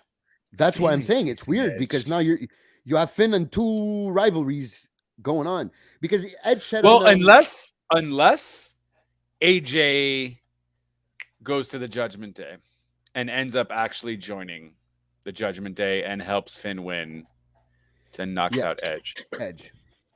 I mean, that would clear up the whole two different rivalry things there. Right. So yeah, and I think AJ has been a bit stale recently. Not his fault at all. Well, he hasn't been doing anything. Yeah. Exactly. I mean, exactly. he's been doing the shit with the Judgment Day before, and then I can't even recall what he did before that. Yeah. So he was with Omos. The Miz, wasn't it? Oh, well, Omos, exactly. Yeah. So, and I like heel AJ. So, if that's what we're doing, I mean, I'm gonna give it a chance.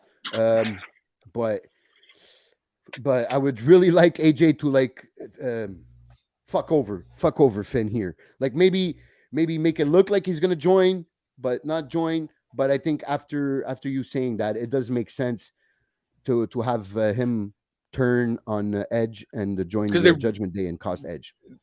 They really haven't been doing anything at all with AJ. So I at least, and this would at least do something good for the Judgment Day. Poor Rhea can't, hold everything down. No, I think mean? AJ can carry that for a while. Yeah. And AJ can definitely carry that for a while. I heard Beth is coming back at Extreme Rules. What would she do though? Oh, for Edge.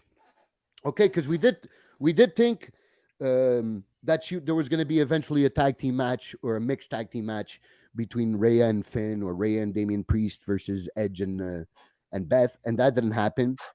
Right. So maybe now Beth is there in the corner to help keep Rhea in check. That could be a Oh, okay. possibility That there. could be a thing. I mean, I don't know how interested I'd be in that, but that's very possible. Well, I'm definitely not interested in a match between Beth and Rhea because I think that would hurt Rhea more than anything. Um, but I'm okay with her being there in the corner to try to keep Rhea in check. She is the Glamazon, so Right. she has the credibility to protect to protect Edge there. Um, this next match, I feel so bad for Mustafa Ali, man, because they're trying. I can't say they're not trying, They but are nothing's. trying though. He has a whole new look on top of Yeah. it too. So, they're doing something with him, but he still gets And he put on a great match with Bobby. Yeah. But it's like, okay, now he's going to disappear for another 2 weeks, and then we're going to find another match he can have. And now he's being, like I said last week, it feels like he's just part of the next guy to in Bobby's path Right. to beating everybody and re-putting the prestige in the United States Championship. So I felt a bit bad for Mustafa because he's good and he's not bad on the mic either. He's got charisma. He puts on great matches, but there's no liftoff there. There's no liftoff. What's your? I'm interested in your opinion on Mustafa Ali, Jeff.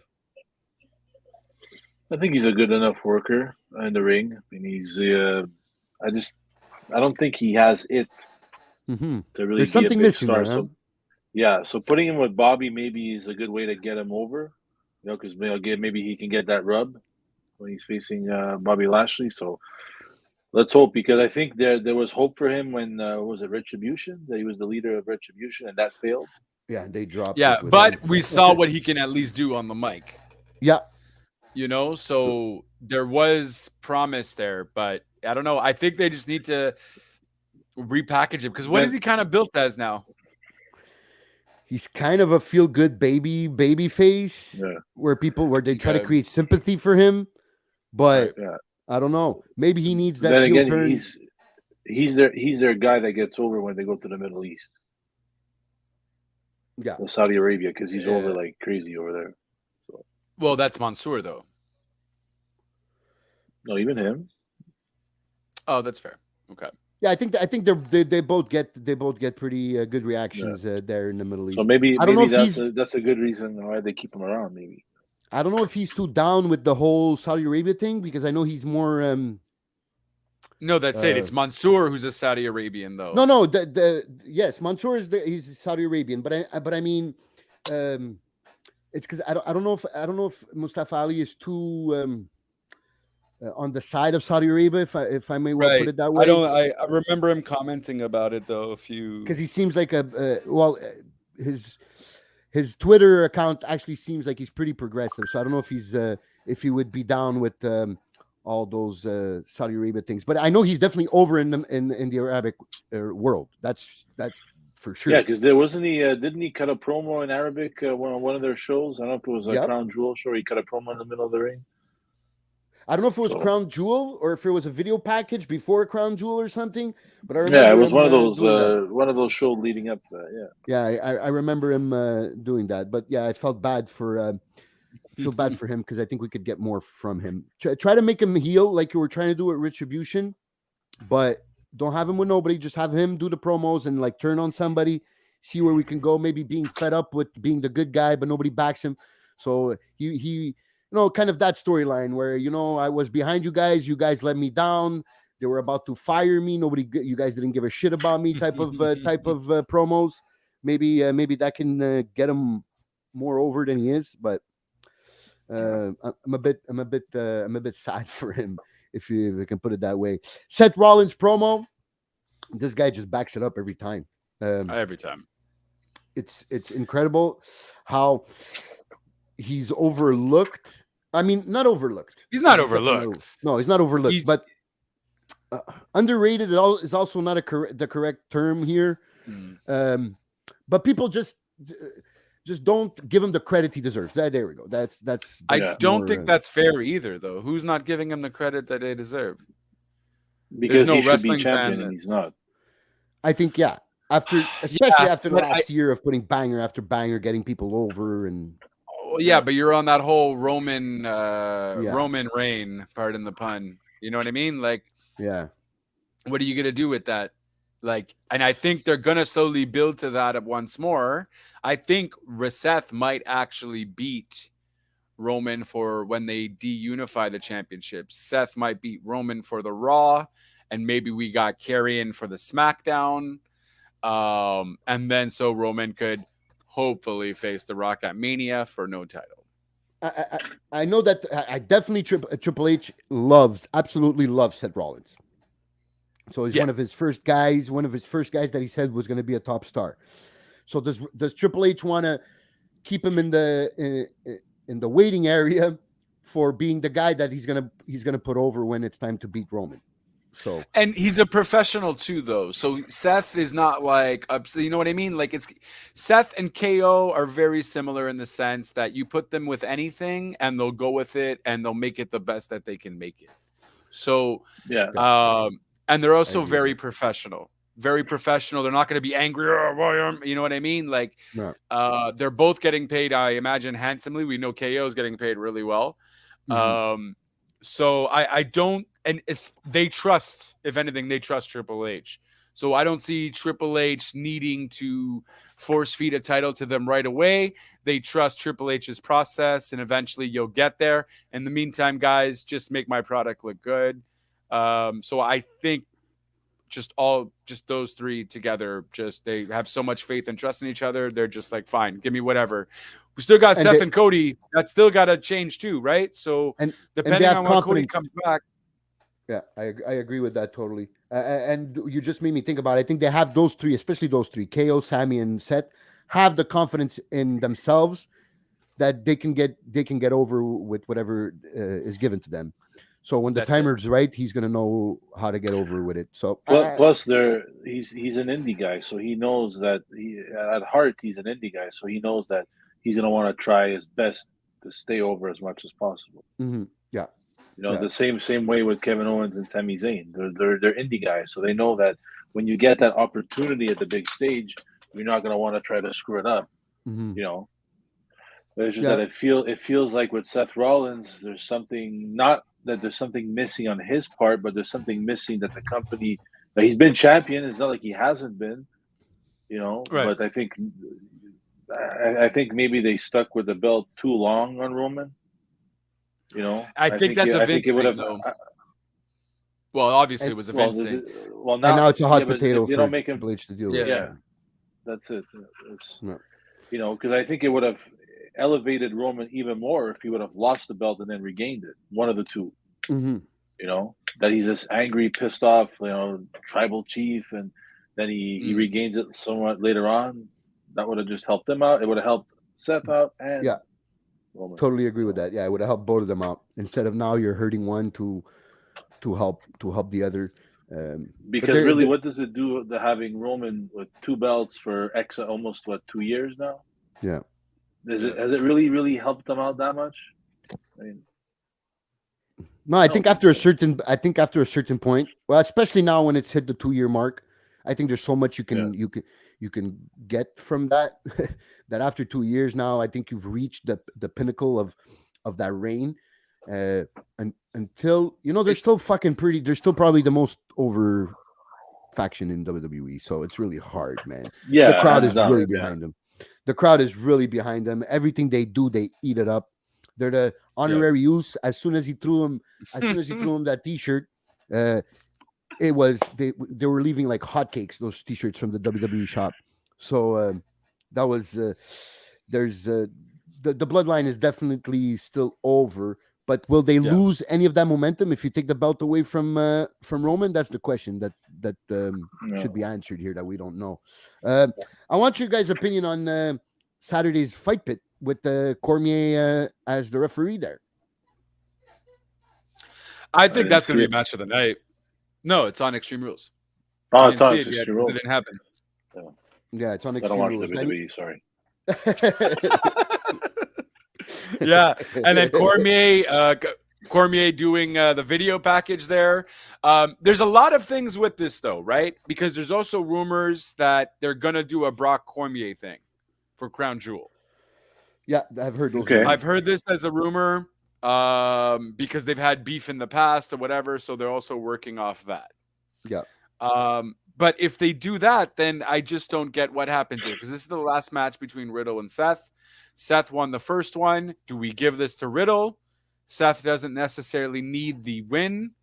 But then Riddle if Brock is comes back, Riddle is the MMA fighter, the mixed martial artist. So That's it. It feels It would right just to have make him get sense. over It's- here. Yeah.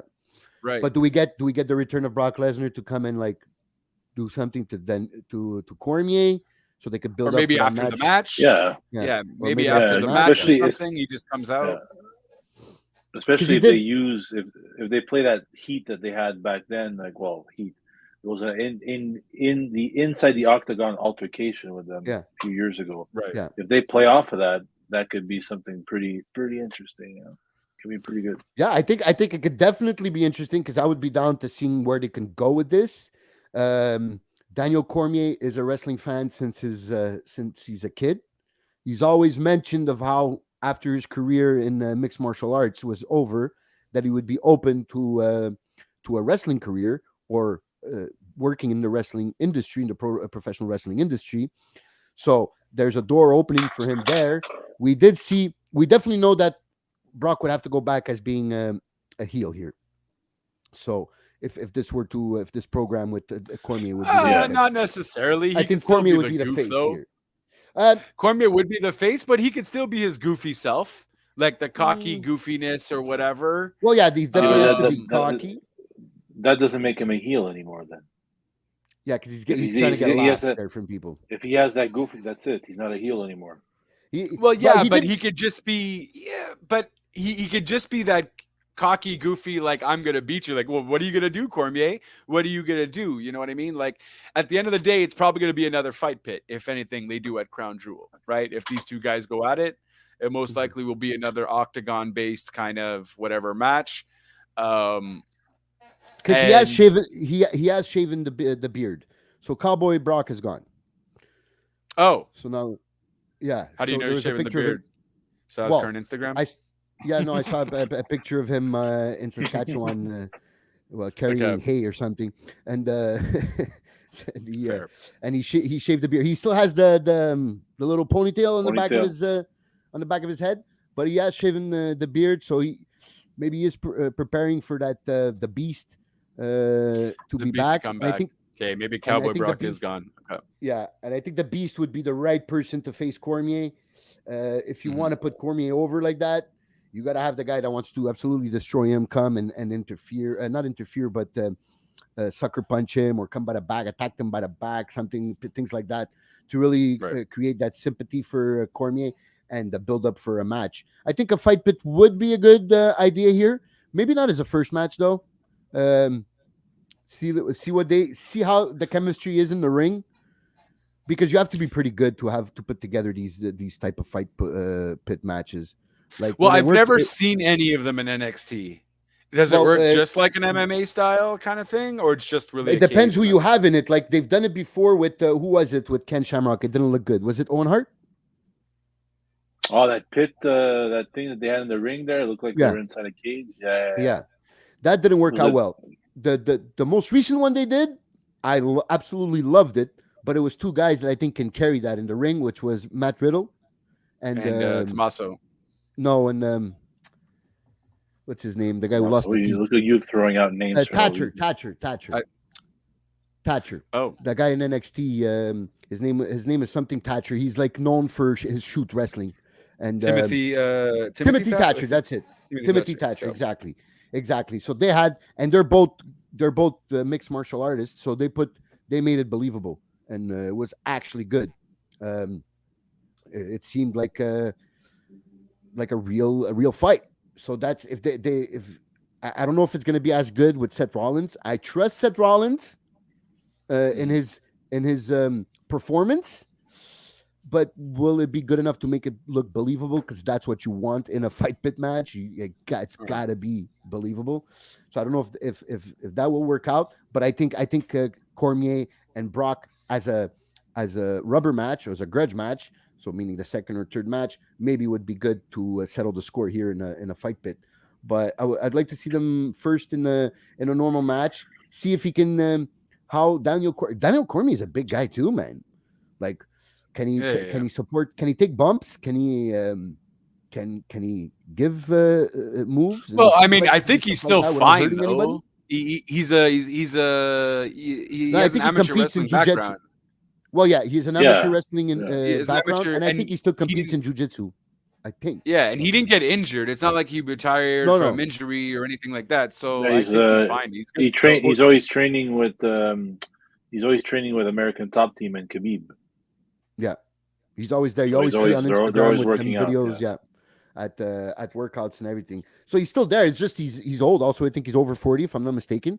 In his early 40s. Yeah. So it's just that fraction of a second you lose in the octagon can be fatal for you. So you don't want to take that chance. Also, so in a more controlled environment, I think he could still pull it off. Definitely. So I'm interested in this fight pit match with Seth Rollins to see Daniel Cormier in the WWE ring and to see what they're going to do with him. So I'm down with that. What else on Raw? Braun versus Gable. I just want to say one thing about Gable. Fucking give this Gable guy more title, bro. Yeah. Well, maybe not a title, but give him something that means something, and not just a comedy, a comedy pitch or a comedy storylines. Even that. I mean, he's doing good with it, but still, yeah. He is taking the ball and running with it, but he deserves more than that. This match was impressive. German suplexing Braun like that, and the way he does it, right? See, he does it like a deadlift. So he picks you up from the floor and then holds you and then throws you. And for him to do that with Braun, that's a real German suplex. Yeah, exactly. So it's the amateur wrestling German suplex done the real way. So that was impressive. I don't know. I there's something must be done. That he's good on the mic. He's good. He's got charisma. He's a hell of a worker. He deserves more than this. That's what I'm going to say. That's what I'm saying, though. Book him for a championship. Give this man like the U.S. championship, or I don't know how you're going to beat. Like you could beat Lashley. You know what I mean? Like I feel. I think Lashley would be a great opponent. Great opponent for him. They're both. He has an amateur wrestling background too. No, or he's just MMA. Lashley. No, he's Lashley. Wrestler. Yeah. Yep. He's a wrestler, so that's a perfect fit, and I think that would be hella entertaining. Yep. And make Gable win. Lashley doesn't need the title. Gable, I think it would help elevate him tenfold. So I think when you're done establishing the USA title the way back you want it to be established as a top belt, then at that point Lashley doesn't need it anymore, and then you could bring crazy baby face, because I think people can get behind Gable. You just need to give him a chance, and people will get behind him. So I think in kind of a gimmick, maybe, in kind of a slow turn, starting by creating sympathy, slowly separating from Otis, then having a few matches, singles, getting there, then getting that shot, and at winning the title at that moment, turning babyface. I think you can get a huge pop and a huge reaction, and people will be happy for Chad Gable here, or Shorty G, as people used to know him. No, don't bring that up. Fuck. Or Shorty G, FKA, formerly known as Shorty G. Fuck. That's it, and then that's basically. Bianca Bailey contract signing wasn't a big thing, so we can finish off on Dynamite. Generally speaking, well, I mean NXT, think? I guess only thing. Oh yeah, I'm sorry, guys. I didn't worthwhile to mention. Didn't watch NXT either, but I did at least catch it a bit just to notice the change. Yeah, the brand change, the logo, the brand change, and all that. I know no one in NXT. I tried watching it a little bit, and I watched the main event, the the deadly. Pretty Deadly. What do they call it? Pretty Deadly versus. Oh my God! Of the Brutes. Oh, the Brawling Brutes were there. It's true. I had seen them Brutes. promoted the Brawling Brutes. So it was Ridge and Butch. Yeah, that were there. Okay. Yeah, and that was a really good match. And then, but of course, Imperium came in to interfere for their match at Extreme Rules. Okay, so that made it a bit interesting for people that follow NXT. So you got two former teams, NXT teams. Well, not NXT teams because Butch and Ridge weren't a team in NXT. UK. Yeah. Well, exactly. And regular NXT. Former NXT stars there, maybe involved in a kind of storyline with Pretty Deadly. I think works out. It gives the people watching that know them. Justin, please put your arm down. Your body odor is coming through the camera. This is getting to me. Don't lift your arm like that anymore, please. Smell it all. So yeah, Dynamite. 3-year MJF anniversary of Dynamite. Yeah, 3rd year anniversary. Starts off with MJF, and I didn't see no ring rust from MJF there at all. No, I thought like that was 125 days or something that he hadn't wrestled. That Excalibur said. Yeah, I don't think it's as good. I don't think it's as good as that match that he put on against. Wasn't CM Punk, but he was first. He was like I'm saying this is MJF's probably second or third best match. Darby he's put on. Oh yeah, with Darby. The match you that's it. So I still consider Darby the first, and this with Yuta is probably second because this was they fucking worked perfectly. I didn't think they would work well together, but they fucking did. And if they it goes to show that he's not just good on the mic. He can back it up in the ring too. You know, and he tells the story legitimately. Yeah. I think I really like this match because it was a way to kind of detract away from the promos because it seems like all he was known for as of late was just giving really good promos, and his matches were all right.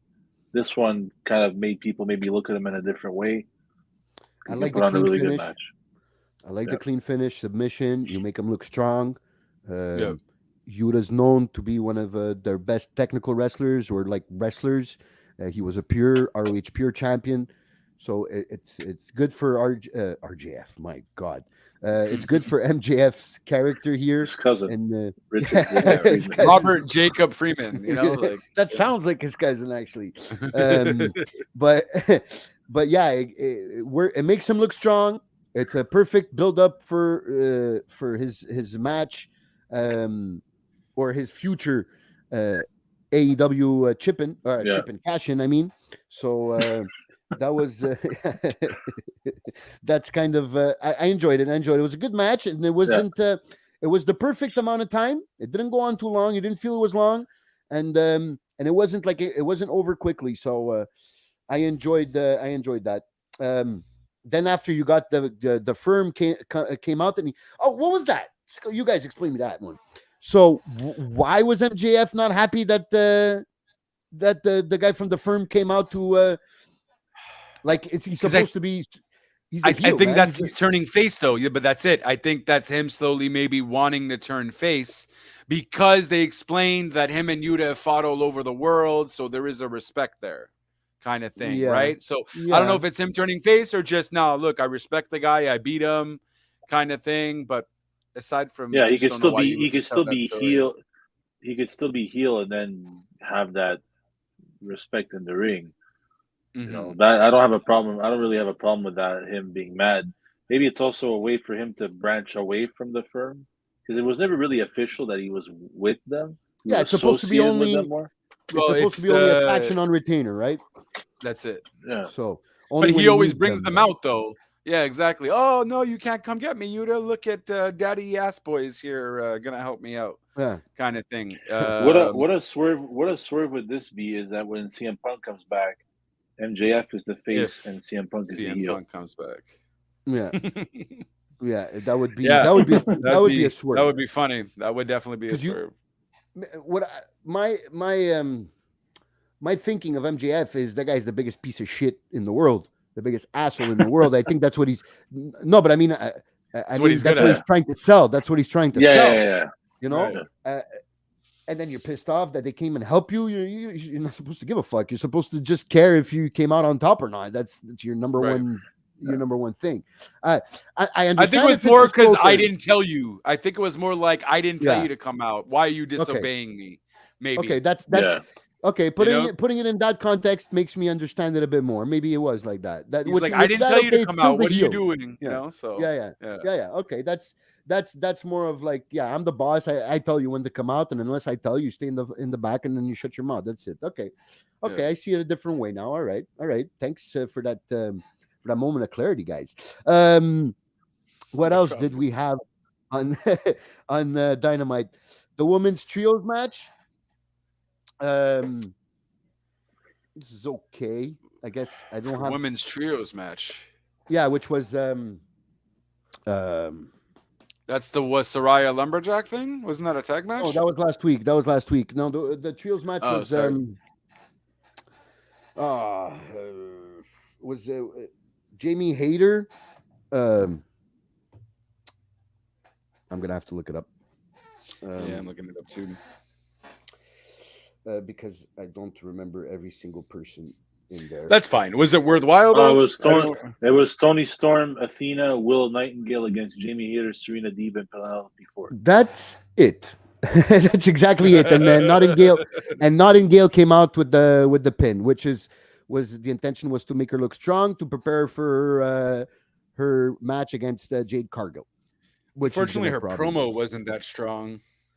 No, that when was she, after, right? Yes, that was after That was backstage after. promo. Yeah. that You're was gonna the be strong- 38-1, and I'm the one. I was like, all right. Cool story, Yeah, bro. maybe you You're gonna be got to work. 39-0. You got to go attend more promo classes there, because she did look strong during that match though. She pulled out. She's some she's a good wrestler though. She's a really good wrestler. A few times I've seen her. Yeah, some intense for someone spine who's busters.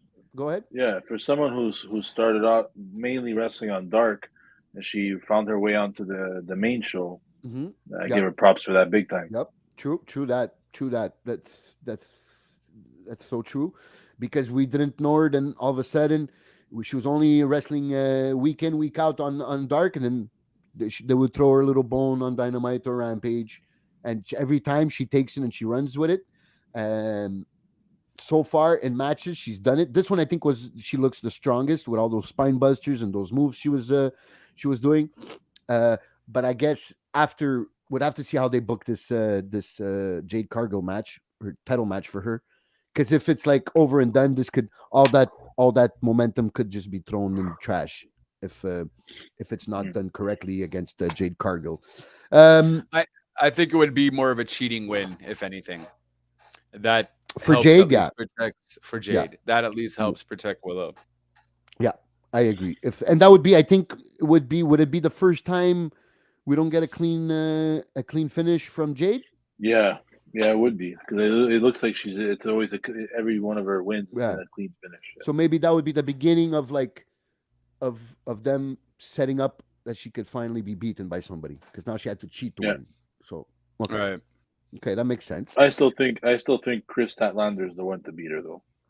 Yeah, like you said last week, and I think that's a good pick if they do it right. Because she was getting over before the injury, so if they do it right, I think she could be a good one to take it away from Jade. I know they've been teasing what's her name, the one that's with Eddie Guerrero, with Vicky Guerrero there. Nyla Rose. Nyla Rose. Yeah, I know they've been teasing that the last few weeks of having Nyla Rose be the one to face Jade. I don't know how that could work. They're both heels, but whatever. This is AEW, and they've made it work before, so I'm not gonna shit on that. But I think Nyla can be the person, like credibility wise, right, to take it away. I don't know if it's the right business decision, like for her to be champion. Is she over enough to carry that title? But definitely in the credibility department, she definitely have the credibility to beat Jade. I think she's a powerhouse. She's okay. She's gotten better in the ring since her start. It seemed like she's working in the ring outside of TV. So I think that could work out, but we still don't know. We'll see. We'll see this weekend. Tomorrow from this match, Jade and Willow, of how they're going to book Jade, or is this the beginning of the end of the streak, or is it we're just going to continue and go 173-0? I don't know. I don't think they're going to go 173-0, but no, I think that's overkill. That'd be a bit of overkill there. Then we had another good match: Adam Page versus Rush. That was a good back and forth match. I always liked Rush. I know some people think he's not the most charismatic guy out there, and that they prefer his brother Dragon Lee. But I like Rush. I like El Toro Bianco, the White Bull. Adam Page.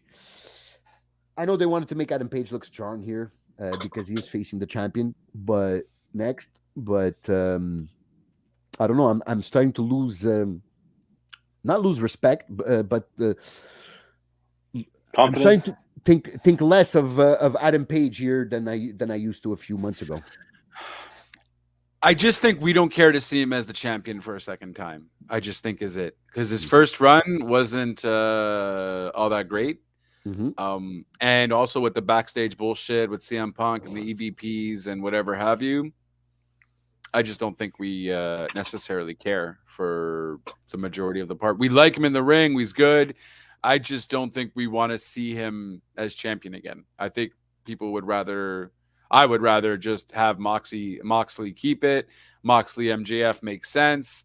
I don't care to see an Adam Page versus MJF, shindig. So he needs a win over MJF because then he lose like twice to him. So maybe down the line Adam he Page can get the belt off of MJF. Yeah. Oh, okay. That's a fair point. Maybe down the line, like give MJF maybe a little bit of a run with the belt, and have Adam Page take it away from him. Yeah, kind of get a win over. Because I'm starting getting fed up of even his promos. Like I'm starting to get fed up of all he has to say is, why do we have to wait till why don't we just fight now? Exactly. Yeah, it's the same thing all the time. Yeah, it's the same thing all the time. And then Moxley's like, I'm just going to give you one warning. Don't push it. Yeah, that's when he said you're a sweet kid. But and a lot of kids here seem like they could say anything with no repercussions.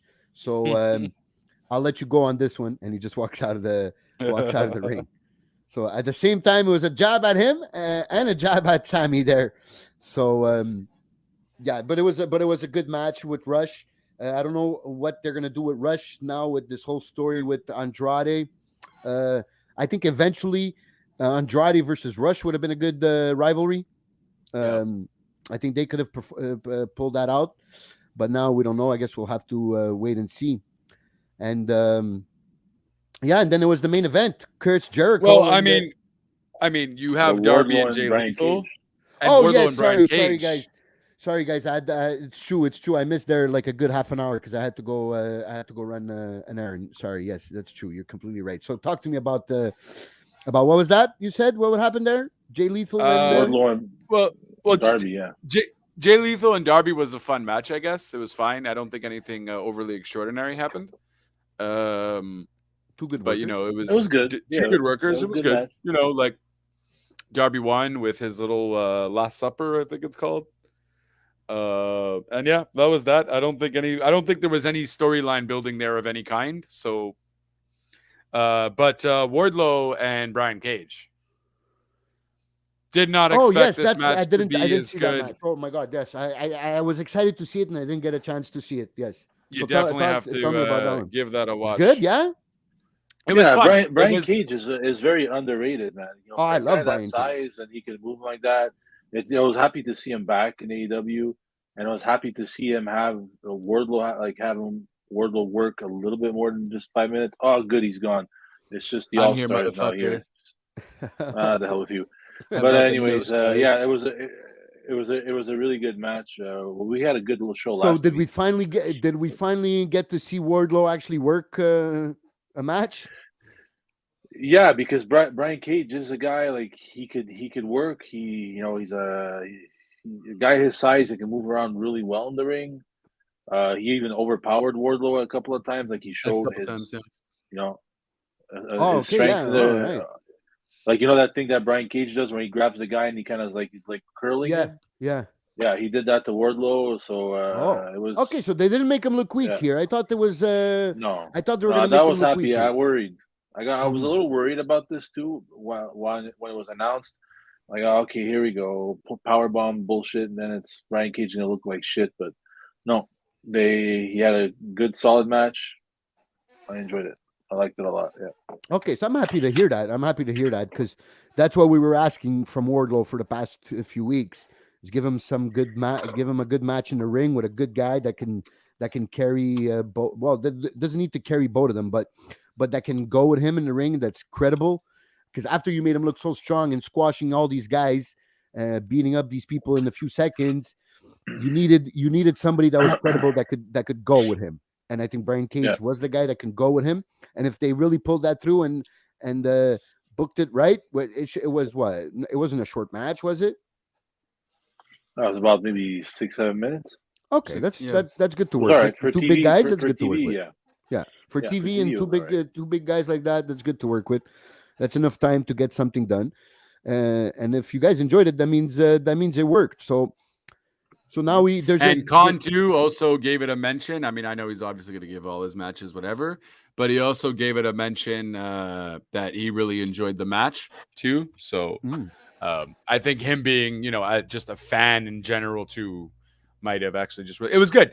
I was surprised. I just thought it was going to be a squash, but at the same time, I was like, you're bringing him back, like, yeah, it would have definitely really watch it. buried him. Well, If he's it part would of have ROH, really buried him. so Yeah, he is part of ROH. He was at their last pay per view, Yeah, but they don't do anything. They don't do anything else but pay per views. So we hadn't seen him since Death. What February, Death Before Dishonor. Death Before April. Dishonor, Yeah. exactly. So we haven't seen him since then. So it was kind of like, oh, okay, you don't want to do. There's opportunities there. You have some matches with some fucking idiots or that don't make any sense in your company, but you have this guy that's under your payroll. Okay, maybe he's signed to ROH, not AEW, but he's under your payroll, and you're not doing anything with him. So at least now you did something with him. You brought him into a credible match with Wardlow, and hopefully it's not the last time we see Brian Cage in AEW. Hopefully there's more for him. And now that Tony Khan maybe saw this match and enjoyed it, like JLB said, and maybe this opens the door for him to be seen on national television just a bit more. And it's also good for ROH. I don't think so, though. I don't think he's going to throw him away. I think he does see the potential. And I honestly think he's just going to be an ROH guy. When ROH does get his title thing, title TV deal, I think also that's why he was like, I don't know why Tony Khan wasn't using him for a year. Maybe he just didn't know what to do with him. But this Brian Cage being there helped Wardlow tenfold as well. So it made both superstars look amazing. It made people remember who Brian Cage was. And I think this is maybe one of Tony's smartest booking with bigger guys. Yeah, I think it makes sense. Like they are. So I think it makes sense. And the better you make Cage look, the better he's going to be for you in ROH. If you make him look like a big star on AEW and that he's a good worker and he's a big star and he's important on AEW television, when you bring him on ROH, he just has that credibility that makes ROH just more valuable. So that only can work out well for all parties involved. So I think he saw that. I hope he saw that, and hopefully we'll be seeing more of Brian Cage. And maybe this rivalry isn't over. But was it a clean pin? Oh, he had 4 power bombs. Yeah. No distractions, no nothing. No, okay. He came to the ring with Prince Nana. That was like from ROH. He's a part of that faction there. Yeah. I think it's because Tully's not there anymore. So I think Prince Nana is kind of a part of that faction. So he was in the corner of Brian Cage. But no, it's no straightforward. Okay, so Nothing fancy, but so it if was the, straightforward. But it was enjoyable. Very good. okay, so if you finish with a I clean don't think pin they're and continuing it. yeah, Yeah, it's exactly, just more, but I think it does 4 at power bombs, a least. clean pin, yeah, I don't think Yeah. you can Well, make it credible for him to I come back. wouldn't mind seeing Brian Cage as TNT champion, especially if Wardlow is going to have a run with the belt eventually or go Mhm. towards that. Yep. I think a guy to take the belt off of Wardlow. I think Brian Cage would be good, and it doesn't mean that just because he's with ROH he can't be in AEW. I mean, look, Right. Jericho's ROH world champion, so Right. True. The Ocho. yeah. The Ocho. And that's a great segue to go into the main event because we had the Ocho with Sammy Guevara versus Bryan Danielson Segway man over here. and Daniel Garcia, which, like I said before, when we were talking about Sammy Guevara, I think this match was, maybe it was because I was so impressed with it because it was more than I expected. So maybe that's why I was so impressed with the match. But I really enjoyed it. I really enjoyed the storytelling of the match. I really enjoyed what they did with the spots where they were placed in the match. Daniel Garcia. Oh, by the way, Yep. sorry, just so you know too, the reason why they're fighting Gates of Agony. Did I say that right? I feel like I didn't say that right. Gates of Agony. Yeah, because they interfered right after Wardlow won, and then that's when FTR came out and so on. So there was no actual thing there. So just so you know, since you didn't watch it there. Okay, I understand. Okay, so there was the people did show up after, but it was after the pin. Okay. Yeah, exactly. Okay, so I really enjoyed even the continuing of the Daniel Garcia's Chris Jericho story there, back and forth. I enjoyed it. I mean, Jack Swagger still likes the hat. That was fucking hilarious with the promo. I like this hat. I was like, God damn it. Fucking Jack Swagger. Sports entertainment. I love Mike Menard. The Magic Mike Menard. Yeah, Magic Mike Menard and no, Magic Hands. Yeah, that's a Daddy. Daddy Magic. Cool, I cool think. hand. No. Oh no, that's right. Cool Hands, Angelo Parker, and Daddy Magic, Mike Menard. Exactly. Cool Hands, Angelo Parker. That's it. With but Mike Menard with his sports entertainment, his accent is just great. So yeah, I enjoyed this match. What did you guys think as a main event? I think this was placed right on the card. It was placed right. It made sense for Sammy to get the win, and Jericho not pin any of them. You have Jericho going to be facing Bryan next week, so you don't want to foretell any kind of story there. And obviously Jericho and Garcia are probably going to have a match as well, so you wouldn't want Jericho to get any kind of pin. But this does then lead to the story of the comeback kids, Bryan and Garcia, kind of trying to get one up on the sports entertainers. Yeah, that makes sense. I think Daniel Garcia versus Sammy Guevara eventually can work. The contrasting styles. Contrasting styles there, with one being a technical, more of a technical wrestler, the other one being more of a high flyer, spot getter there, spot chaser. I think that can work. Obviously, Chris Jericho and Bryan Danielson, I think will definitely do.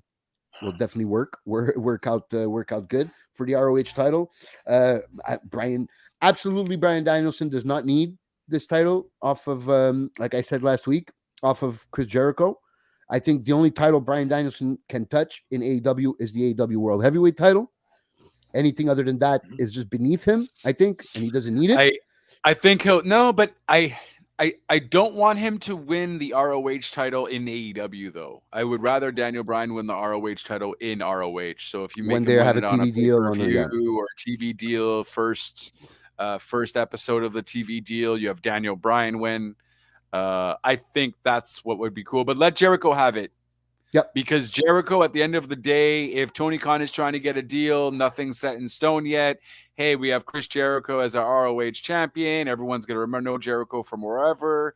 I think having Jericho as the face of, what does he call it? He doesn't call it ROH, though.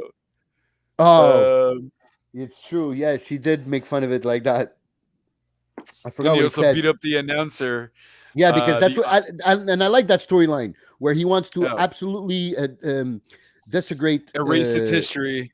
Yeah, ROH's history and what it is. So he goes, I'm going to beat every champion they've ever had.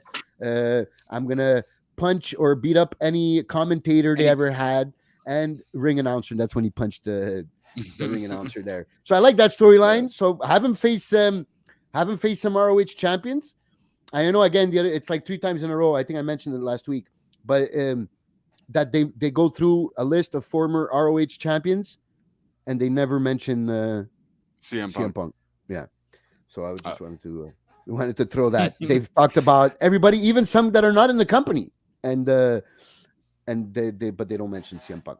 So I like that storyline of him going through past champions and wanting to ruin the legacy of ROH. I think that fits good for his character, and for like you just said, for him being champion does help in the credibility for you to get a TV deal. So it could go on for still a while. There's no rush in taking that belt away from and putting it on anybody else there. Maybe Daniel Garcia eventually, once they do get that TV deal. I think he would be a potential guy to maybe carry the ROH brand from there on after they get a TV deal. I think he can do that. He's good on the mic. He's getting better every week on the mic, and in the ring, he's just very, very, very good, very sound. So very sound. When was Bandito and Jericho was last week? When that was last week. Yeah. Fuck. Okay, I'm sorry. Which that was a sick match. Yeah, that was a sick match. Yeah, and that would basically. By the way, he's not signed to AEW. Yeah, that's what I was about to say. Because okay, so he's not signed. Okay, go ahead. You do it. They had announced on social media after that he was signed, after that he was all elite, like they say. But it came out today or yesterday that he was offered a contract, but hasn't yet accepted it. But at the same time, he did receive an offer for the WWE also. So, but they say don't do it, Bandito. Don't. Yeah. They still say he's leaning towards AEW, but it's just not done yet. They wanted to be clear that it wasn't. It's not a done deal yet. But Bandito is. I think Bandito is better than Rush.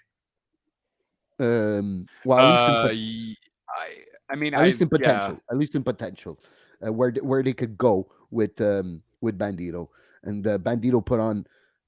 I think he earned that contract against that match in Chris Jericho. I know Jericho, like, honestly, outside of kayfabe, thinks that this was one of his funnest matches and one of his best matches. So I know he's had so many. So to look back at the ones he's had like a thousand matches ago, how good that one was. But as someone that just watched it, it was a good match, and I think there's something to be done here with Bandito in the long run. That rope match, the rope spot right at the end. Well, first of all, his fucking holding him up for like 45 seconds. Yeah. Fucking wild. Like, what? That was the first time I've seen that from him. And I've seen that from. And then the whole top move there, where I think he was going to do a superplex or something, and then he turns it to another move. It was one of the last minute spots. Was it a Spanish fly? Was it a Spanish fly? It wasn't a Spanish fly. That was Sammy Guevara's all Spanish flyness. Spanish. I saw Jeff smile there right away. Okay, but yeah, it was even the frog splash, like changing direction in midair so he could hit Jericho, because Jericho was a bit outside of the angle there, right, not in the middle. So that was impressive. I like Bandito. So he could go on. Maybe if anything happens with Andrade, we'll see. Maybe he could be that guy. And he was only in ROH. This guy before and AAA, right? Probably Mexico. He definitely wrestled in Mexico for sure. Yeah. Okay. So yeah, it was a good overall. It was a good Dynamite. They've been maybe not the best one in the last month, but maybe still, not. Maybe not third anniversary special. Yeah, that's the thing. Yeah. So that's just kind of it. But it was fun. It was a fun Dynamite, and it keeps going with Rampage, along with Battle of the Belts there too. So true. We'll see if it at least continues no more backstage assaults happen. And there's also something that for Big Red should be happy about this is next week. Next week, Rampage will be on 2 TSN. hours. They will Hey, show it we'll be on TSN. 1 hour, Hey. 1 hour Recaps. late. Yeah, 1 hour 1 late. hour So late. instead of being at 10, it will be at 11, but it will be Why? on TSN. He'll So- be asleep, Yeah, it's true. It's true. He will be asleep. but he'll be able to watch it on the TSN app the next day. That's right. So That's that right. works for him. That works for Over him. here There you plugging TSN. Hey, sponsor. go. Sponsor. But yeah, I just wanted to make sure for all our Canadian listening guys that I know it's been hard. People don't always deal with the TSN app, and sometimes you Right. want to watch it on TSN and it's never there. It is frustrating. It's happened to me before. So now this week it will be on 1 hour later at 11 p.m. So I don't know how they're gonna do that because it's filmed on the Thursday. So are people going to attend Rampage at the Coliseum in Toronto just for 1 hour on that day? On the No, Thursday like we when they're filming? mentioned, they're probably going to do the elevation and dark there as well. Oh, okay, it's true. It's true. right? You mentioned Yeah. That's right. Because it doesn't make any sense. Or they'll just do a bunch of extra matches for something else that they'll, I don't know, put later or whatever. Or have you. tryouts. They Or could have tryout tryouts or matches, yeah. whatever. Yeah. Because it wouldn't make sense. Hey, guys, come here for an hour. You're $20 tickets. And is it technically, if you buy Wednesday, you're also buying Thursday? They're separate. I don't know if I think right? there is package If deals there's package deals, then Yeah. okay, it's separate. You can choose to just buy the Wednesday. to just go. 'Cause I don't to know, just 'cause- go to one. Yeah, because usually you're good with AEW Dynamite. You also get Rampage anyways. It's all done on Wednesday. So Yeah, guess So they like want to the good- squeeze every penny from us Canadians, So the Grand Slam show was a almost 5 hour show. 2 hours of Dynamite, 2 hours of Rampage, and you had Right. 1 hour of Elevation. So the people apparently Yeah. it started apparently it started at 7:30 around, and finished close to midnight. So damn. yeah, that was a long show. I Then saw again, I don't maybe know if I'd be down for that either. it's a long show, and it's not. It's a long I show. know they did it. I know they've done it for WrestleManias, but this is not WrestleMania. So Right. when you're in the whole atmosphere, WrestleMania, bang, it's WrestleMania week. Well, they do you've play been music though. They do play a lot of music because as we saw on Dynamite, they fucked that up. Because as we came back from commercial, Yes, they were played still that playing song, the yeah. music, and Taz even mentioned it. He's like, "Oh, the music guy is going crazy." Yeah. So I was like, "Okay." I'm like, and I felt happy. I'm like, "Well, at least the fans are getting some kind of entertainment, and not WWE where we're just fucking, sitting there just waiting." All right, 2 minutes. Yeah. And I've been they've been playing that White Rabbit song right during commercial breaks sometimes to fuck with people's heads on Raw and SmackDown. no, that's when- fair. That's Yeah, fair. that's what they do. But that's part of the storyline. But I'm excited for next week and see how AEW will be received in Canada. Yeah. That's interesting, and it's a big thing for us too as Canadian wrestling fans, because we're putting everything on Toronto's lap to take care of AEW the best they can, so they can come back as many times. Two other places To on make top it of worth that, it, yeah, to make it worth it for them to come back, or at least No. make it feel that it's worth it for them to come back. So Toronto, don't fuck this up. Yeah, straight up. Don't fuck it up. I mean, they're generally good, though. I mean, I they're think good, there's they're a lot good, of AEW fans in Toronto. There's a lot of people probably coming from Ottawa, Montreal as well. Oh yeah, definitely. So I feel like Toronto's got this in the bag. It's not the Air Canada Center. No, it's the Rico, or is it still called? It's the Rico Coliseum, right? Or is it the Coca-Cola Coliseum? I feel like it's the Rico was the old name. I don't know for. Okay. I have a feeling, but it's close to the old Maple Leafs Garden. Okay. It's around that area. I don't know exactly what the neighborhood is, but it's what, the 10,000. I think it's a 10,000 seat capacity. So I think with the hard cam side and the entrance and all that, I think it becomes like 7,000 or 8,000. So Yeah, but they can definitely pack it that. Yeah, and that's the whole point. I think they don't want to take a chance with Air Canada Center. Because the Canadians are playing Toronto on that same day. So I don't think they would book the Air Canada Center anyways. That's well, too much. It's especially as a first show, you don't know how it will be Right. received. It's like, so you what, don't want to end up having half an 17,000? arena. That's Yeah. a lot. It's Yeah. 17,000, Wouldn't 18,000. that be on Saturday? No, the Canadian first match of Maple the Leafs? year is the 12th. against Toronto. Yeah, it's on Wednesday. Yeah, they're having a It'll be, preseason game, but Yeah, they have Saturday. They're playing Saturday against Ottawa, and then they're playing one last time. I think. I think it's today against Ottawa, and Saturday is the last match, something like that of preseason. I think and then they're just finishing up. Yeah. Their first match is on Wednesday against Toronto in Toronto. So that explains. So they're going to be competing. Yeah. So. Oh, look at that! Ottawa's winning, making Montreal not win a fucking game yet. It's okay. It's I don't think preseason. Okay, who cares? It's this is about wrestling now. It's a swerve. It's a wrestling show. It's a swerve. It's a swerve. But yeah, so the Canadians and the Maple Leafs will be playing on that same night as Dynamite. Mhm. So I think there's enough people in Toronto to go to both shows. Obviously, That's it. Exactly. Yeah. You're fine. I'm just hoping that everything goes well with Dynamite and Rampage, so they could come to Montreal ASAP. That's my I would have liked to go. It's my weekend. It's my birthday weekend, so I can't get away from the city because I have a lot of shit planned for that weekend. But definitely, if they come back, hopefully the next time is in Montreal. But if it's in Toronto again, I'll probably be going. So I won't let that opportunity pass me by twice. So so I'm very excited for AEW in Canada and how will that be received. And they better put on a good show so they're well received. So Tony Khan, book it, baby. Well, we got Luchasaurus versus Jungle Boy. That's finally ending, I guess, because we saw that whole shindig. Yeah. Not the greatest match there, but at least that puts that to an end. And whatever, fans are gonna pop for Christian like crazy. So yeah, he's gonna get a crazy reaction. I think Jericho's gonna get an insane reaction also. For sure. Yep.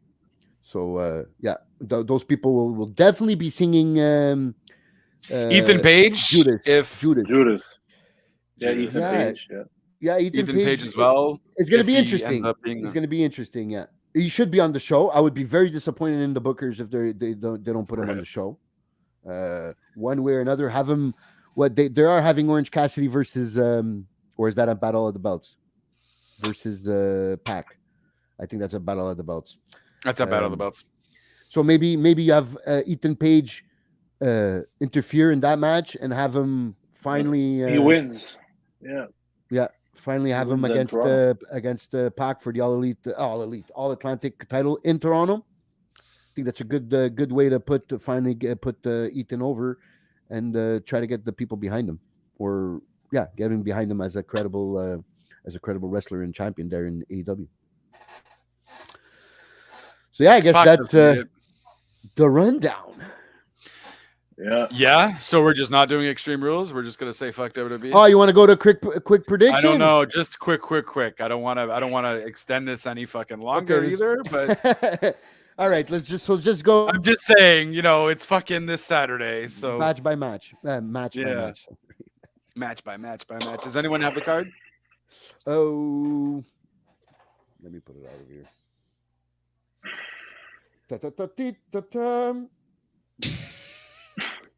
Okay. Dun-dun-dun-dun-dun. We didn't ask you to sing. Listen, we didn't ask for the peanut gallery either. Okay, Calme-toi. You're the one who has the peanuts on the peanuts. I don't have it. Do you see any peanuts? Do you see any peanuts? No. No. Why do you think about peanuts? Stop it. It's all imagination. Okay, so here we go. SmackDown Women's Championship: Liv versus Ronda Rousey.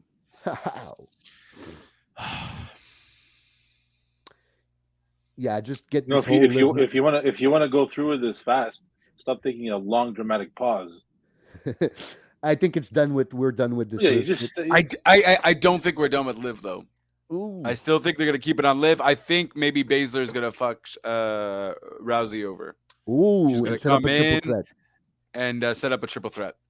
You, Jeff, who'd you put over on this? I think it's I think Ronda's gonna have it, and it's gonna be the end of Liv because I don't see her. I don't see her sticking around for much longer. It hasn't been working. They're trying to make her. They're trying to make her more insane. And they tried. They tried, and it just doesn't. It's not. It's. I don't feel like it's working. I agree. I'm gonna go with Rondi. With Rondi. Rondi. Okay, let's go for the next one. Raw Women's Championship: Bianca versus Bayley. Ladder match. This could be a show stealer here. I'd say Bailey takes it. I agree. Yeah, I agree with that as well. And then you have Damage Control as all three champions, and it helps build Damage Control Yep. And even better. And you could have Bianca back in the chase, where that she seems like she's more over in that position. Well, she's just been champion for too long. It's like, okay, like you got to switch something up, either be heel or whatever, and not so doing anything drastic with her as champion. Like she didn't like make it like a crazy run. So yeah, right. Fight pit: Riddle versus Rollins with Daniel Cormier as special guest referee. I'll say Riddle. Because he lost the first one, I would be. And it's his match. Yeah. But then Rollins beating him in his own match would be fucking crazy. But that means we get like maybe an extra match. At one point, how many times? The only time you had Rollins win recently was that one against Riddle last time. He did lose three fights Cody in a row against Cody. And it would put him over to win, like Seth Rollins winning a fight pitch in Riddle's type of match. But it was also bury Riddle there a bit, so I'll have to go with Riddle to make it. We're gonna see another match between Riddle and Rollins to see who's on top there. So I go with Riddle, you go with Riddle, and you said Rollins, right, Jeff? Yep. Okay, moving on. High five on that kid, crazy. No, wrong way. Edge versus Finn Balor in an I Quit match. Finn Balor's gonna win because his Judgment Day, Rhea and the Judgment Day is gonna interfere. And Finn will finally make him say, "I quit." Because that's the whole angle here. Is Edge says he never quit in anything in his life, so we finally putting Finn over as making. I don't think this is gonna help Judgment Day go over anymore, though. I mean, unless I really want that AJ thing to happen. They're not doing anything with AJ. AJ joins Judgment Day. Styles clash on Edge, because it's all Extreme Rules matches, so there's no it's no DQ anyways. Yep. So just get AJ in there. The only way you can lose if you have to say I quit. So it's not even a tap out or anything. You have to say I quit. So I guess we have a unanimous decision here with all three of us going with Finn. Mm-hmm. Then we have Karrion Kross versus Drew McIntyre in a strap match. I think Karrion Kross is gonna. It only makes sense. He wins. Yeah. Back in the company, needs a big win to get over. Wouldn't it be his first real match since he's back? I don't think he had a match. Yeah, he's never had a match since he came back. Since he's back, I mean. No, that's it. Since he's came back, this is his first match. I think so. I'm not 100% sure. Somebody can correct me if I'm wrong, but I think it is. You might be right about that. Damn. So I'll go with Karrion Kross also. And I think this is where Karrion Kross as well, and I think this is where you're going to see the White Rabbit. Yeah, very. In some way, shape, or form. In some way, shape, or form. Very well possible. I don't know. And maybe start the Bray Wyatt, Drew. Let me go back. Maybe this starts a Bray Wyatt versus Drew McIntyre rivalry, which I think might be fun. Yeah. Okay, so that's it. The Brawling Brutes versus Imperium, a good old fashioned Donnybrook match. Can someone, before we give the predictions, can somebody explain me what a Donnybrook match is? I think it's just a street fight. A really, like a rough match, hard hitting. That's what I mean. Oh, okay, all right. So basically, in a no disqualification match. No, Justin. It's not someone that's named Donnie and his last name is Brooke. It's a famous soccer player in England. He's the ref. He's in the match. It's a Donnybrook match. He calls the shots. It feels like a bad guy in Peaky Blinders. But okay, so the Brawling Brutes versus Imperium. Someone has a favorite show. I have never watched it, but I want to start. But I'm scared. I'm scared of watching shows 5 seasons deep. I just won't sleep for 5 days. So, but yeah, Brawling Brutes versus Imperium. Where are you guys going with? The Brawling Brutes. I feel like you got to give it to Imperium though. Like they kind of need a win too, more so than the Brawling Brutes. This is the only one I have no clue. No clue who's gonna win this one. Who needs to win? I don't know. because they've both been doing good. Imperium's impressive. Brawling Brutes has been impressive, winning some big time matches recently. Right. So I'm gonna go with Brawling Brutes because I think they're making them look a bit stronger recently, and Imperium really is not an urgent look of wins because you have Gunter winning every time, so they're not in need of wins too much. So I'm gonna go with Brawling Brutes here. So Brawling Brutes and one, and he went with Imperium. Okay. Do we and That's it. I think that was that was it. That's it. That's the last one. I'm just surprised that it's true. There's no. Yeah, I'm always get confused when you have no World title. World title match on a pay-per-view. You have no world. You don't have a tag. Yeah, true. You don't have a US. You don't have Intercontinental. You don't have an IC. You have no titles tomorrow on the line aside from the women's. Yeah, except for the women's. Yeah, they're all gimmick matches, Extreme Rules. And tomorrow, guys, before we go off, we have Gunther versus Sheamus, part 2. So tomorrow on SmackDown. So if you don't like WWE and you only can watch one match a week of WWE, this is the one to watch. Wink, wink, Jeff. Yeah, before that. All right, I got it before we fall asleep over here. Hurry up with the links to the doobly-doos and all that shit. Come on. Hey, so on that note, everybody, thank you so much for watching and supporting, as always, to the Ambrosias of the world and the Tomins of, I believe his name is Tomins. Thank you for joining on in with your comments as well. Certainly appreciative. So WWE Extreme Rules is on Saturday at 8 p.m. Eastern. Pre-show is at 7. Definitely, if you want to check out Extreme Rules, see who the White Rabbit is, go check that out. And we'll obviously report back next Thursday with what we thought of the show and everything else and run it all down for you once again. If you guys would like to follow us, you can always do that as well. First and foremost, it's at WTN Wrestling. Anywhere on social media aside from Twitch, where it's WTN_Wrestling Talk Now. Feel free to like and follow there so we can get affiliated there as well and start making some more moolah. And Real Talk, as well, me on Twitch, twitch.tv/JLBTLC25. Can't even plug his own shit. Plug my own shit as well, where I just play a bunch of video games, and that's pretty much it. But you can always follow my co-compadres. We'll go with the crazy one first. Kid Crazy, where can they follow you, good sir? You can follow me on Facebook or Twitter or Twitch. Just look up Saltita Costa. And for anything wrestling, is you can right here on Wrestling Talk Now, WTN. Just look it up. You'll find us. Boom. And of course, you can only follow this man on social media, and that's it. Nowhere else. Do not go behind him. Do not lurk around a corner. Strictly just social media. You can follow Jeff T at... You can follow me on Twitter at JT9783. And I don't want to say my Twitch name because there's people out there that mispronounce what it is because they did it last night or a couple of nights ago. Because I renamed my Twitch account. Wink, wink, Justin. But so you can see me on Twitch at Cybot, not Sailboat, Justin. Cybot okay. _noob97. Where Justin got raped in Killer Instinct last night. So you can see me playing. Killed, annihilated, ultra combo galore. It was very, very demasculating. And that's it, guys. So I do not have a patchy beard. Actually, I do. So that's kind of correct. And of course, we will be recapping everything on social media. So feel free to check everything there.